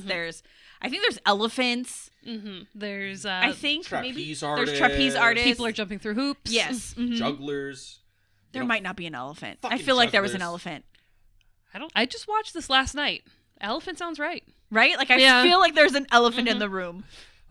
The elephant in the room. Exactly. But we get like the razzle dazzle of it all. And then Roxie but it's also like being intercut with the trial. So he's like actually like, you know, up to the jury, like in the actual trial, and then it cuts back to like, you know, Roxie's head and like, you know, asking or what do they call it? Interviewing witnesses, you know what I mean? Like cross-examination. Thank you. Doing all that, and that's cutting between choreographed. They're choreographing the witness, and they're bouncing back and forth between, so you can like see he's actually like being super like theatric in the court as well as like the song. It's very much, and there's also a lot of glitter. Lots of it. So much glitter. But then, the diarrhea shows up of Roxie's diary, the piece of evidence that's gonna, you know, take her down. And but then, who shows up with the diary? Fucking Velma. Velma Kelly. That bitch. Dressed to the nines. Dressed to the nines. Flashes the thigh. And this is... It's one of those things where it's like, man, there's a lot of bangers in this. And there's no music to this. It's just like, okay, this part where it's the tap dance is fucking great. Yes. It is so good because he's like, you know, Roxie's like, oh my God, I didn't have that diary. That's the smoking gun evidence. Oh my God. And he's like, honey, watch me. And he just fucking does this little tap dance number. And it's like fucking perfect cinema where it's just like, I'm just going to tap dance around this glaring evidence and fucking nail the lawyer who probably faked it. And it's like, he's winning the case and it's fucking great. I just love this bit. It's wonderful. Well, my whole thing is he's trying to like get her out. He's like, we don't even know if like, that's her diary. Like, that could have been like blah, blah, blah. And she's like, and she broke the lock. And you're like, fucking Roxie, you idiot. Shut up. Ever think that Roxie's like, you know, she's crazy. Is she dumb? Oh, yeah. She's real dumb. Yeah. Yeah, she's pretty dumb. Is she the dumbest character in this movie? She heard Amos. Yeah, she's the dumbest character. Stupid bitch. Right. My poor sweet Amos. Amos, my boy. My boy. And my boy. Sorry.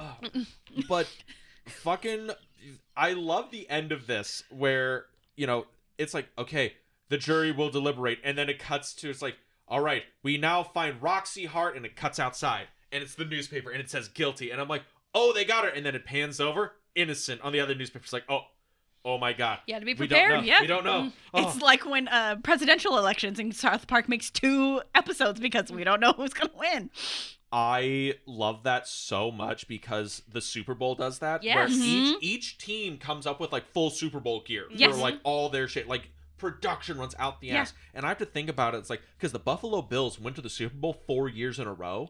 They lost every one. Ooh. And I'm like, there is probably warehouses of bills A here. lot of it goes to like Goodwill. So much of it. Mm-hmm. And other countries. Yes. Mm-hmm. That's what they were saying, stuff for the Chiefs, fastest plane flight out of here. Just, buy Super Bowl champion hats, shirts. You had the great shots of people at the Super Bowl that were like, oh, look, there's the confetti that would have gone out of the cannon if they won. And I was like, yes, fuck that. You hate the Chiefs so much. Just Mahomes. See, I don't have beef with Patrick Mahomes, but I have beef with like everybody around him. Travis Kelce. No, not Travis Kelce. Like his wife and his brother, like they are the worst people on the planet. Come at me. But like no one's gonna come at you because right? it's fact. Like I have no problem with Patrick Mahomes. He seems like a nice guy. Like I don't know, little but like crybaby bitch Mahomes. No, sure, no. He can be a crybaby, but that doesn't make him a bad person. Okay, but like his wife and brother seem just like bad people. Like they're just. I love how Becky's hearts of over like there black, being like coal. Pat Mahomes, cry whiny baby. Also, Becky, flopping in soccer is just part of the game. That's just part of the fucking game. It's two separate games. And the men do it more than the women do. Yes, they do. The women's games are phenomenal. These women will get knocked out, they get back up, and they get, back to playing. The men, they're rolling around for 5 minutes, and it's like, guys, you guys are in overtime already. Can we just, wrap it up? Sounds like the men are over here being like, hey, we want the game to go on longer because we love playing soccer. Women want to just get out of here. Oh, no, man. it's the man flu manifesting. Manifesting. On the field. How many slow-mos of Mahomes did we have to see this season? Oh, my God, he flopped out. No one even touched him. And there's the ref, oh, my God, sweetheart, are you okay? We'll give you the game. See, I don't, Karma. When it came to the Super Bowl, I don't know if there was just more people wanted the Eagles to win or more people just wanted the Chiefs to lose. Chiefs to lose. 100% the Chiefs to lose. Yeah. The Eagles have a very toxic fan base and no one likes the Eagles, but everyone hates the fucking Chiefs. Yes. Fly, Eagles, fly. Yes. Go Birds. Yes. Go Birds. We were all Eagles fans that day. That day we were all Eagles fans. Eagles go, caw. But yeah, Chicago. So we get the tap dance, and then after that, it turns into like 3 songs that are kind of hard for me to pick out. It's like Nowadays, Hot Honey Rag, and I Move On. Those are the 3 songs that right after the trial when Roxie's found innocent. Yeah, so Roxie's found innocent. Yeah. But right on the court steps, as they're passing out papers, some girl shoots another guy. So now she is again old news. Yes. Everybody clears the courtroom. She's like, nobody even wanted to take my picture. The symbolism of like, the she wet is newspaper. already old news. And Amos is like, we can raise the baby and be together or whatever. And she's like, you idiot, there's no baby. And then again, you get a little bit of like Mr. Cellophane interlude. Yeah. And he's just like, damn it. Just kind of like leaves because he is the purest soul. Everyone flees that courtroom. But and he stays for her. Yeah, and exactly. he's like, baby, we're going to have a baby. And like, blah, blah. She's like, you idiot, there's no baby. Like, blah, blah. And he's just like, She just like leaves and she's like, they didn't even want to take my picture. I'm like, what? And then it cuts to a couple months later and it's Nowadays and she's auditioning. So like, we get the Nowadays, I think like big production in her head, right? We get that production and then it's her trying out, which is literally night and day from what's in her head to her like auditioning. And the people she's auditioning for are like, who was this again? Oh, that's the Roxie girl she killed. Like, didn't she kill somebody like a couple months ago? I don't know. Like she was in the maybe. Thank you so much. Yeah, we'll be in touch, kind of a thing. And she's like, but I didn't even get to finish. And then Taye Diggs is like, here's your music, and then he pieces out. Which the biggest crime of this whole movie. I'm getting into it right now. Okay, cool. Thank you. Now is they didn't have Taye Diggs sing a single song. And again, I don't know. I've never seen the stage play, so I don't know if his character gets a song. But why cast fucking Taye Diggs, who is a Broadway actor? He was Fiyero in Wicked. He was Benny in Rent, which is another thing. Why didn't he get more songs in Rent? But that's a different tangent. But Taye Diggs has a phenomenal voice. He is the best singer, better than Queen Latifah, in this whole movie, and he doesn't get a single solitary song. You know what he gets? A 5, 6, 7, 8 skidoo. Are you joking right now? Also, he's a great actor. We didn't mention it throughout the entire thing, but he introduces every song. Yes. He is basically the MC in Roxie's brain. And again, she wants to live in cabaret. Exactly. Yeah. So like he introduces every song. Even at the beginning in all that jazz. He introduces Velma and her sister, who doesn't show up, and then they're like, and then she does it by herself. But he is the MC throughout the whole movie. He introduces every song or whatever. But again, I am very upset. You don't see this, but I am finger pointing on the table because I'm quite upset that Taye Diggs does not sing a single solitary song in this whole movie. He's also great in All American. I think, Dean, you would like it. It's about football. I do like football, but he is the best in House on Haunted Hill. Yes. Obviously. I'm adopted! I love that so much. That is what... Okay, House on Haunted Hill is a movie that should not be good. It is actually not very good, but there are parts of it that are fucking great. It's not like 13 Ghosts. 13 Ghosts is 13 gold. Ghosts is so good. 13 Ghosts I will die on that hill. 13 Ghosts is actually, like, looks like... Top tier. Dean brings up 13 Ghosts a lot. 13 Ghosts is a movie that on paper should be dog shit. In execution So is good. gold. House on Haunted Hill. Roman Empire. 13 Ghosts. The Roman. Yes. House on Haunted Hill is also, like, on paper should be dog shit, but it's like, okay, it's like kind of crumbly dog shit, but oh my god, is there a diamond in there? Holy, that's House on Haunted Hill. There's diamonds in there. Taye Diggs is a diamond in House on Haunted Hill. Jeffrey Rush. Jeffrey Rush, also diamond. Chris Kattan, also diamond. Yes. Everyone else? I forgot Chris Okay. Kattan was in that. He plays the Matthew Lillard role in fucking House on Haunted Hill. Just throwing it out there. But Best Chicago. line in 13 Ghosts? Go. There are ghosts in the Thank you. basement. Did I Yes. say there was a petting zoo in the basement? No, there are ghosts in the basement. We should have a whole month where we do all like the Dark Castle movies where it's 13 Ghosts, House on Haunted Hill, and Ghost Ship. It'd be great. Ooh, I love Ghost Ship. Oh, that's yeah. That is one of my favorites, and you're always, Ghost Ship. Such I don't. stupid. I don't called dislike dibs Ghost on Ship. 13 Ghosts. I don't dislike of Ghost course. Ship. Okay. Of course. Okay. Anyway, Next, Chicago. Chicago. I also Off my Taye Diggs tangent. I also like how this scene, Renee Zellweger is actually trying to sing bad.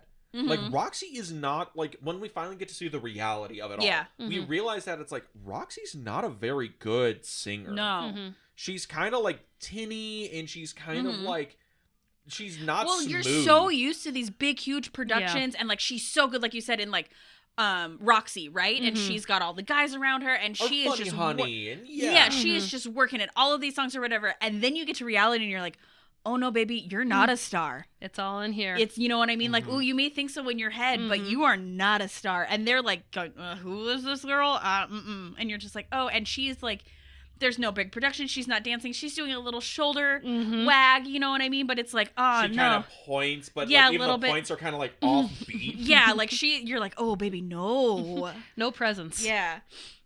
And then who shows up? Velma got off because she got immunity if she brought Roxy's diary. Yeah, when so she testified at Roxy's trial, all of her charges were dropped, yeah. So they're like, hey, you and me. Velma is, yeah. She's like, hey, come on. Come on. The murderesses. We can have a show. We can be big. We can be a thing. And then they're like, you think Roxy's we like, I don't could?" know. And she's like, oh, come on. You know, just think. Velma Kelly, Roxie Hart. And Roxy's like, shouldn't it be alphabetical? Shouldn't that come first? And then it goes into, I think it's the final number. I think that's the Honey Time Rag. Honey Time, Yeah. yeah. Or Hot Honey Rag or whatever. Yeah, Hot Honey is Rag, the yeah. big final number where it's the giant stage and Yes. they're like, everyone's there. And this one is like, Big, yeah. Yeah, They do a big. little bit of Nowadays. Yeah. And then that's a big like dance number. And then they kind of end it with an all that jazz reprise. Yeah. yeah. And it's super big. And it's the final song of the movie, really, because I think I Move On is like the song over the In credits. the credits, Yeah. yeah. Hot Honey Rag. And it's a thing where I'm watching and I'm like, this is two women who have crashed, and this is their brains coming together. It's like, this is what it could be again. Like, it's it's like Roxy is completely broken from reality, and this is where she lives now. And Velma's kind of in that same point where it's like, Velma's like kind of broken from reality, like, I could be a star again, just think of it. Like, because I don't think this is like real at all, right? Well, that's the whole thing. You don't know. Yeah. You don't know if it's in her head or if this is like for real, because there's like the big, outside, and it's, Taye Diggs is introducing them again or whatever. Everybody's and then there. Everybody's out in the audience, like Billy Flynn, Mama Morton, Amos, everybody's out in the audience. So you're like, well, is this real? Or did they actually make it big? Or is this all in Roxy's head? You know what I mean? You don't know because then they do their big number and it black. Yeah. It goes to the credits. So you don't know. Like, I think you're like, it's really up to you. Like, do you think that it's all in Roxie's head, or do you think, oh, they made it big? You know what I mean? Like, you don't really know. I'm in the camp that it's not real. See, I was always under the impression that it was. Yeah. I was you're always in the real camps. That's what I thought. Yeah. Yeah. And I want to say it's more because every other production or whatever that was in her head was just that stage. You know what I mean? Whereas this one, you see the marquee and the people coming outside and all of that or whatever. So it's a more realized thing. Yeah, like, you know what I mean? It's a more realized fantasy. Like, now that she's out of jail and it's not like she's confined to these four walls, her brain is also, like, out of jail and she can, like, create a more broad reality. I don't know.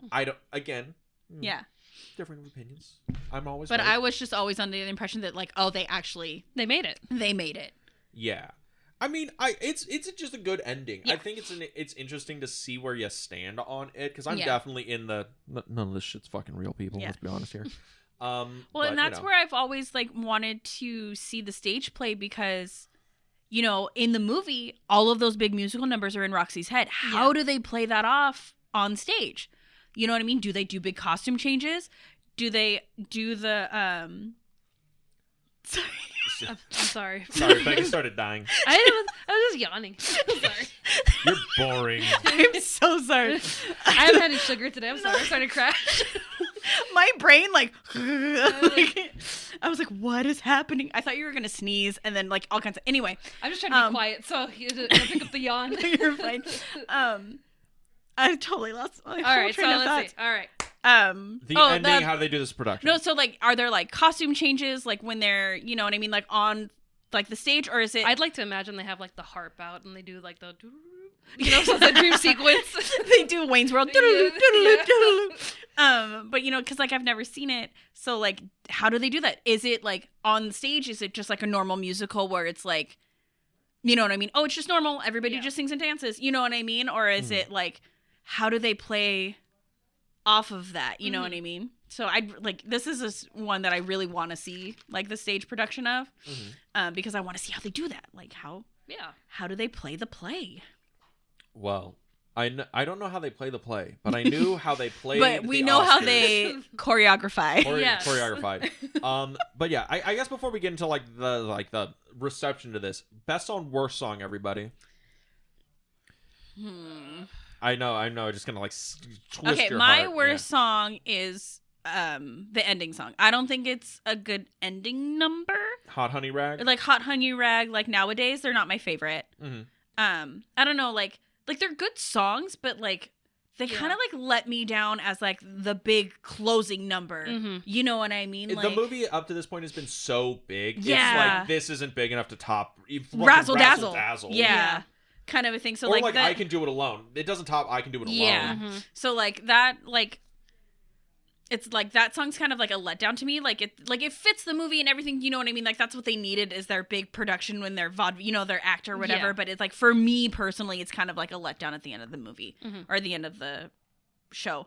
But like favorite is like Cellophane, Mr. Cellophane, and like I think like Mr. Cellophane and like All That Jazz are like tied for me, and then it'd be like Cell Block Tango. I see. Cell Block Tango is obviously my favorite. Honorable mention to Mr. Cellophane because I didn't remember that one, so I was like, oh, okay, this is an awesome song. And then maybe wait, I'm sorry, you forgot about Mr. Cellophane? Well, I hadn't seen the movie since what, like 2004. So no, but how just like on brand is that? Oh yeah, that's true. true. You forgot about Mr. Cellophane. Mr. Cellophane. You forgot about Amos. I'm sorry, Amos. How dare you? Ladies out there, get yourself an Amos. And when she's performing alone at the end when she's auditioning, that was what, Nowadays? Nowadays, yeah. Yeah, that one was kind of like Yeah. I agree with you on Nowadays is like not the best just because it's like I'm kind of over it real quick for Nowadays. Yeah. Cellophane is probably my favorite. My favorite. I really like When You're Good to Mama just because of how big that is. Yes, I forget. Yeah. Those ones I'm really big on, and then like Cell Block Tango's up there somewhere. But yeah, the reception to Chicago. Chicago comes out. Everyone loves Chicago. Yes. This cost $45 million to make. It makes $307 million. It makes so much goddamn money. All of the monies. No, I mean, there's some other movies that came out this year. But it wins, or it's nominated for 13 Oscars. 13 Oscars. That, by the way, the most any movie has ever been nominated. Amelia Perez. Well, Amelia's tied for Chicago and All About Eve and I think Titanic. Yeah. They're all 13 nominations. Is that the most anything's ever been nominated for? No, right? 13 nominations is the most. No one's ever gotten 14. You could get 14. It's just really, really hard. Because I think Amelia Perez is able to do it because I think it also has like the foreign film category is able to pull into. But like All About Eve, Titanic, and all that. Like Titanic won because had so many because it got all the technical awards on top of it too. Yeah. It's really hard to get them like more than 13. But this is nominated for 13, wins 6 of them, including Best Picture, Best Supporting Actress for Catherine Zeta-Jones, Art Direction, Costume, Editing, and Sound. Right? Wins all those. Now, I'm bringing this up because we've talked about like Chicago, Best Picture winner. Oh my God. In the year of our Lord, 2002. And I just want to read a couple other films that were nominated this year. I'm not going to go through like, oh, here's just movies that came out. These movies, This is what Chicago was up against. This is what Chicago was up against for Best Picture. And I'm not even going to do, more than Best Picture. These were just movies nominated for Oscars this year. We have Gangs of New York, The Hours, Lord of the Rings, The Two Towers, The Pianist. Those were Best Pictures. Yeah. Right? What else came out this year, you might ask? We also had Adaptation, Frida, About Schmitz. We also had Road to Perdition, Catch Me If You Can. We also had My Big Fat Greek Wedding. We also had Y Tu Mama Tambien. Shout out for my pretentious people out there. Also, for animated features, we also had Spirited Away, Ice Age, Lilo and Stitch, Spirit, Stallion of the Cimarron. Also, Treasure Fucking Planet. Again, this year, I almost forgot. Another musical came out this year, 8 Mile. Yeah. Shout out to Eminem. Yeah. All right, and to finish this, off, we also have Spider-Man, Star Wars Episode 2, and Clone Wars. Those are the movies that came out in the year 2002 that had a Oscar nomination. Chicago won Best Picture. Yeah. Want to just say, no gripe on Chicago. No. Impressive fucking movie. But everyone out there listening in movie land, out of the list of films that came out in the year of our Lord 2002, is Chicago the Best Picture? It should have gone to Spider-Man. Could have gone to Spider-Man. I ain't gonna lie. Sam Raimi Spider-Man, come on. Could have gone to fucking Spider-Man. Spider-Man 2 is the better one, but fucking Spider-Man's a banger. But over there. Up against Two Towers? I know. Like Lord of the Rings? There's a reason Chicago wins? There's a reason Return of the King won 11 fucking Oscars. Probably. They're like, ooh, we fucked up. Well, fucking Fellowship didn't win any Oscar. Didn't win Best Picture. That's the going gag that the production company had was like, so we're gonna win like 11 Oscars for the third one because we didn't win any of the other ones, right? Yeah, that's the thing. But what was Fellowship up against? You know what I mean? Like that's another thing where it's like, okay, you go, oh my gosh, that one didn't win, and then you like hear the ones that it's up against, you're like, oh, okay, yeah, that makes sense. Yeah. But it's like when you hear what Chicago was up against, and you're like, Chicago won? Oh, you know what I mean? Yeah. Like, I mean, if you really want to know what Fellowship was up against, it was up oh sweet lord. Okay, so Lord of the Rings, Fellowship of the Ring was up against Moulin Rouge, In the Bedrooms, Gosford Park, and the winner was A Beautiful Mind. Yeah, see, like, yeah, A Beautiful Mind. Yeah. You know what I mean? Like, you go, oh, okay, yeah, understandable, sure, or whatever. Sure. Yeah, but like, what was it? Two Towers, The Hours. Two Towers, The Hours, The Pianist, like Gangs of New York, and you go, Chicago won. Really? Out of all of the Chicago, Daniel Day-Lewis was in. Like... Oh, yeah, Daniel Day-Lewis, but then, Gangs of New York had its issues with ye old Cameron Diaz. Yeah, true facts. We did one of our earliest episodes. Daniel Day-Lewis won Best Actor for that, right? Oh, I can actually look. I don't know, because I thought it was Adrian Brody for The Pianist. Adrian Brody won for The Pianist. Also, this is the same year Nick Cage was nominated for Adaptation and Jack Nicholson for About Schmidt. Yeah. So you know what I mean? So it's like, no, it's like stacked. And then you go, fucking Chicago? fucking Chicago one. Mm-hmm. I'm like, I get like costumes. Cool. Yeah. Chicago had some really fucking good costumes. You know what I mean? Sound. Like, it's a musical. It's a musical. Yeah. Sound. Yeah. Ooh, awesome. Art direction. Yeah. Sure, I get it. Yeah. I guess. Well, I mean, like art direction, that would be like the way the scenes are set up, right? Like, well, yeah, but then you also have Lord of the Rings being like, we're just, well, I guess Lord of the Rings is like, let's use the New Zealand countryside. Yeah, but have you seen Cell Block Tango, sir? Fucking okay, whatever. Yeah, okay. Sure. They saw Cell Block Tango, they're like, we don't need to watch the rest of the movie. They get it. That's it. We're done. That's it. We're done. Yes. I mean, best supporting actress, Catherine Zeta-Jones was up against Queen Latifah for best supporting, and I'm like, I guess you give it to Catherine Zeta-Jones, but like, fucking, I'm impressed that Queen Latifah got nominated. I'm impressed with that. But besides the point. But yeah, best But also, picture. like, if you like compare it, like, Queen Latifah is in like a quarter of the movie, and then like Catherine Zeta-Jones is in like 80% of the movie. Yeah. So. But yeah, best picture. Yeah. Impressed at one, or more surprised at one, because I guess it's a thing where I'm like, yeah, I read off that list because at first I was like, oh yeah, wow, that's a pretty stacked best picture list, and then I kept going, and I'm like, fucking Spirited Away is better than this. Fucking Lilo and Stitch. Oh yeah. Treasure Planet should have been nominated for best picture. But yeah, Treasure Planet is one of those like ones that I don't know what they did, but they didn't do it justice. Like, just put a little fucking magic in it. Yeah.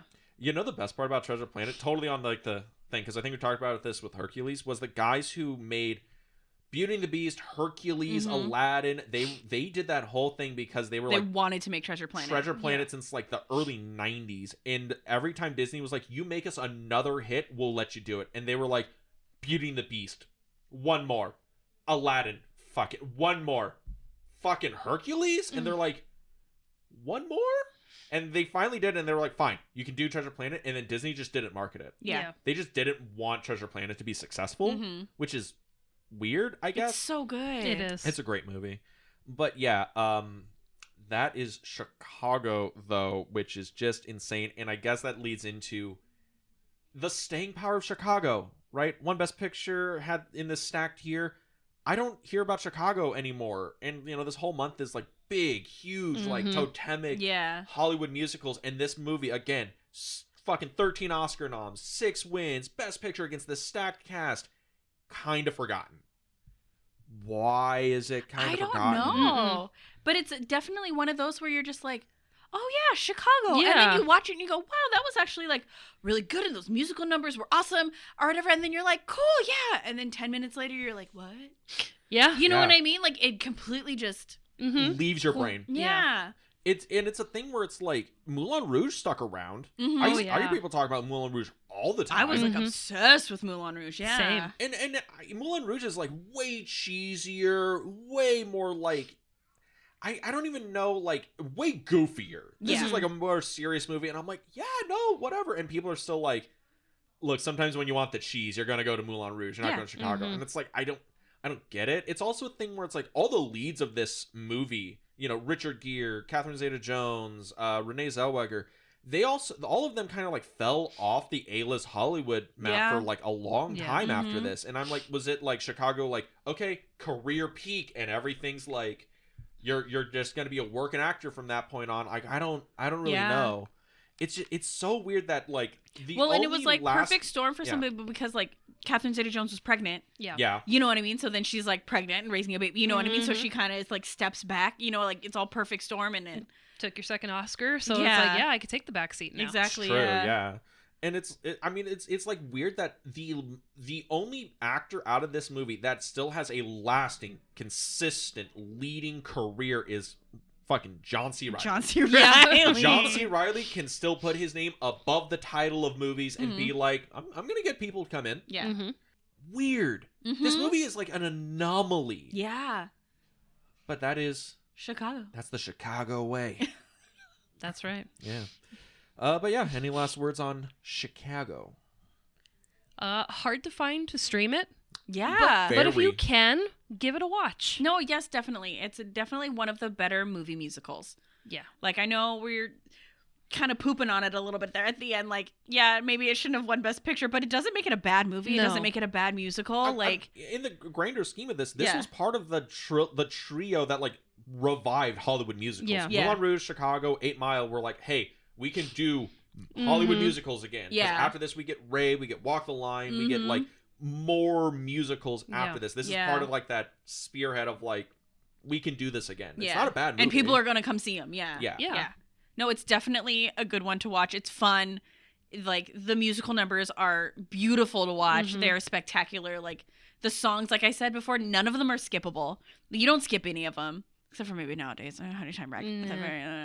But you don't, like, you know what I mean? Like, all of them are sing-alongable, like, very much, they're choreofiable. Yes. Very much so. Definitely, if you haven't seen Chicago, definitely go watch it. If you like movie musicals, you will like Chicago. You're not going to watch and go, why the fuck did I watch that? You're going to go, oh, that was pretty good. And then you'll forget about it 10 minutes later. But you're still going to... Kind of like Grease? Yes, like Grease. How did you forget Grease? I don't know! It wasn't that I forgot that Grease existed. I forgot that John Travolta was in Grease, okay? Okay. Back to that. How the fuck do you forget John Travolta's in Grease? Take my musical theater card. John Travolta is an American treasure. In Xenu. But yeah. I don't... but it's like, that's the only one. You get Grease, and then you, like, action star for 100 years, and then he's in Hairspray. So, like... He was in Look Who's Talking. Is that a movie musical? He sings in it and dances in it. I don't even like you right now. Yes. But, Chicago. Really, really good movie. No, it is. It's very good. It's a good movie. It's beautiful to watch. Yes. Except for those 2 scenes where Dean was like, did they even know what CGI was? It was the early 2000s. That's also a thing. This is kind of a time capsule of those early 2000 movies that they do not make anymore, where it's like most of this is real, like, sets. Yes. And there's like all of it's practical. All of it's practical. The CGI that is used is like really minimal. Yeah. But when it's like effective, it's effective. And it's like, they were literally like, well, how much is our budget for CGI? And they're like, well, the glitter budget kind of pulled from, so we're gonna have to like do second rate because we needed the glitter cannons. And he's like, all right, fuck it, that's fine. Yeah. And I mean, like, I think you mentioned at the top of the episode, like, could they remake Chicago? I don't think so. No. This kind of movie just doesn't exist anymore. Well, I think if they did try to remake it, they would ruin it by trying to do over-the-top CGI stuff. You know what I mean? Like, it wouldn't have that same feel. It's like a lot of movies, like, you need those practical... Like with La La Land, where we get a lot of practical. And it's like, I think we're able to do that. We can go back to more practical and less CGI. Even though technology is getting better. Yeah. I know Dean, is a stickler for technology. But... I think they could do it. And then I think that's another thing that like really like blew my mind when it came to it. Like the CGI in Chicago is so bad. It is. It's like PlayStation 2. Yeah. Like graphics or whatever. And it was up against the 2 towers. Yeah. Which you look at that and you go, oh, that CGI is real good. For 2002, that's like... This isn't a movie. This is real. Yeah, exactly. Or whatever. And you Towers go... They had now this... still gets a pass. Exactly. It's passable now. Yeah. Like it doesn't take you out of the movie, which is, I think, for me, is a big thing when it comes to CGI. If I can, like, watch it and it doesn't take me out of the movie where I go, oh, that's CGI or whatever, that's, like, that's really good. You know what I mean? And it's like 2 Towers does that, whereas Chicago, it's just the skyline. Yeah. It's literally just the city, and you go, whoa, that's some CGI right there. See, I'm not even getting into the CGI of, like, why they couldn't make this anymore. It's the fact that, like, there's no Bob Fosse-esque musicals anymore. Yeah. Because, Bob Fosse died fucking 20 years before this movie ever came out. But it's a thing where it's, like, that very, like, what's the musical number gonna be? Oh, we're gonna have, like, you do it on, like, the LA's freeway, and it's gonna be big, and we'll have, like, these long tracking shots. And it's like, no, it's gonna be in this really dark theater stage, and I'm just gonna spend, I don't know, like... 3 weeks perfecting a solo tap number. Yeah. That shit I don't think would fly anymore. Just because of like that style of musical doesn't work anymore. And it's also the thing where it's like Bob Fosse and Rob Marshall were kind of the only 2 guys who could make that shit fucking work, right? Rob Marshall goes on to direct, Pirates of the Caribbean, on Stranger Tides, and other things. So he's left his musical roots behind, I suppose. But yeah, like I don't know. It's almost like this is kind of like the last time you could have done this. Yeah. But I see that. Who knows? They might make a Cabaret remake next year, for all I know. Bring Liza Minnelli back. She could still do it. 82-year-old Liza Minnelli? She is a legend. She is royalty. And I'm racking my brain to see if she's still alive. She is. Liza Okay, all right. Yeah, Liza's still, Okay. Liza's still alive, yeah. Lucille like- too's still alive. I was like, from the dead? Bring her back from the No, dead? she's alive. Okay. All right. So I'm so sorry. I'm so sorry, Liza. We love you. All right, but yeah, that is Chicago. Those are the last words. What are we watching next week? Next week is the conclusion of Musical March, and if Chicago was a big episode, I think next week's episode is going to be even bigger because we're going to have a super fan on with us. We're not revealing who that person is, but we're talking about Phantom of the Opera 2004 by Joel Schumacher. In terms of enduring movie musicals, Chicago, like Wizard of Oz was like one of the biggest, most totemic film musicals of all time. Chicago is like this is what the tippity fucking top looks like of what a musical can do. Makes all the money, all the awards. Phantom of the Opera is like, I will show you what an enduring fan base is. Yes. People are obsessed with Phantom. I don't think Phantom was like, welcome to my cult. Yes. Phantom of the Opera is one of those musicals that once it hit Broadway, I don't think Phantom has ever gone off, ever stopped. Until last year. Like last year was like when they finally stopped doing Broadway. Yeah, and then they're already gonna, I don't think they're gonna bring it back to Broadway, but they're bringing it back like on tours in different countries. So it's like, I think the longest running show. It beat Cats. I think so. Also, Cats is awful. I love Cats. The movie? No, not the... Well, the musical. The musical. Okay. The musical that makes no sense. Yes. Not a lick of sense was found in Cats. No, it's about cats. Do you know it's literally based off of a book that's just poems that the guy wrote about like cats in his neighborhood? And they're like, you know what we could do with this? We could put like music to it and make it a musical. That's like literally all Cats is. Some guy wrote some poems about some cats and they were like, musical. That feels like somebody put him up to a bet. And then it was like the longest running Broadway production for the longest time, yeah. Oh, God. Yes, so next week we'll be talking about Sir Andrew Lloyd Webber's Phantom of the Opera. A lot of hype. A lot of hype, but if you wanted to listen to that, where can they go? If you want to listen to us on a different platform than you currently are, you can find us on Apple Podcasts, Spotify, Google Podcasts, and YouTube. You can go to our YouTube channel, The Film Vault. That is The Film Vault on YouTube because the film club was taken. And if you can go there, you can watch all of our back catalogs, 200 plus episodes, like, comment, subscribe there. And you can also follow our social media at... Well, before we get to that, you can also watch Ragdoll on there. Oh, yes. My newest short film has premiered on our YouTube channel, The Film Vault, as well as the film collective that I work with, Felix on Mars. That is Felix on Mars. That is the film collective. More films will be premiering there from my constant collaborators and guests of these episodes. Yes. But if you wanted to maybe find a link to those or find out what we're doing, you can go to our social medias at... On Instagram at the Film Club Podcast, where we post upcoming stories, random adventures we go on, our guests that are, our collaborators on film, sister of the podcast. That's me.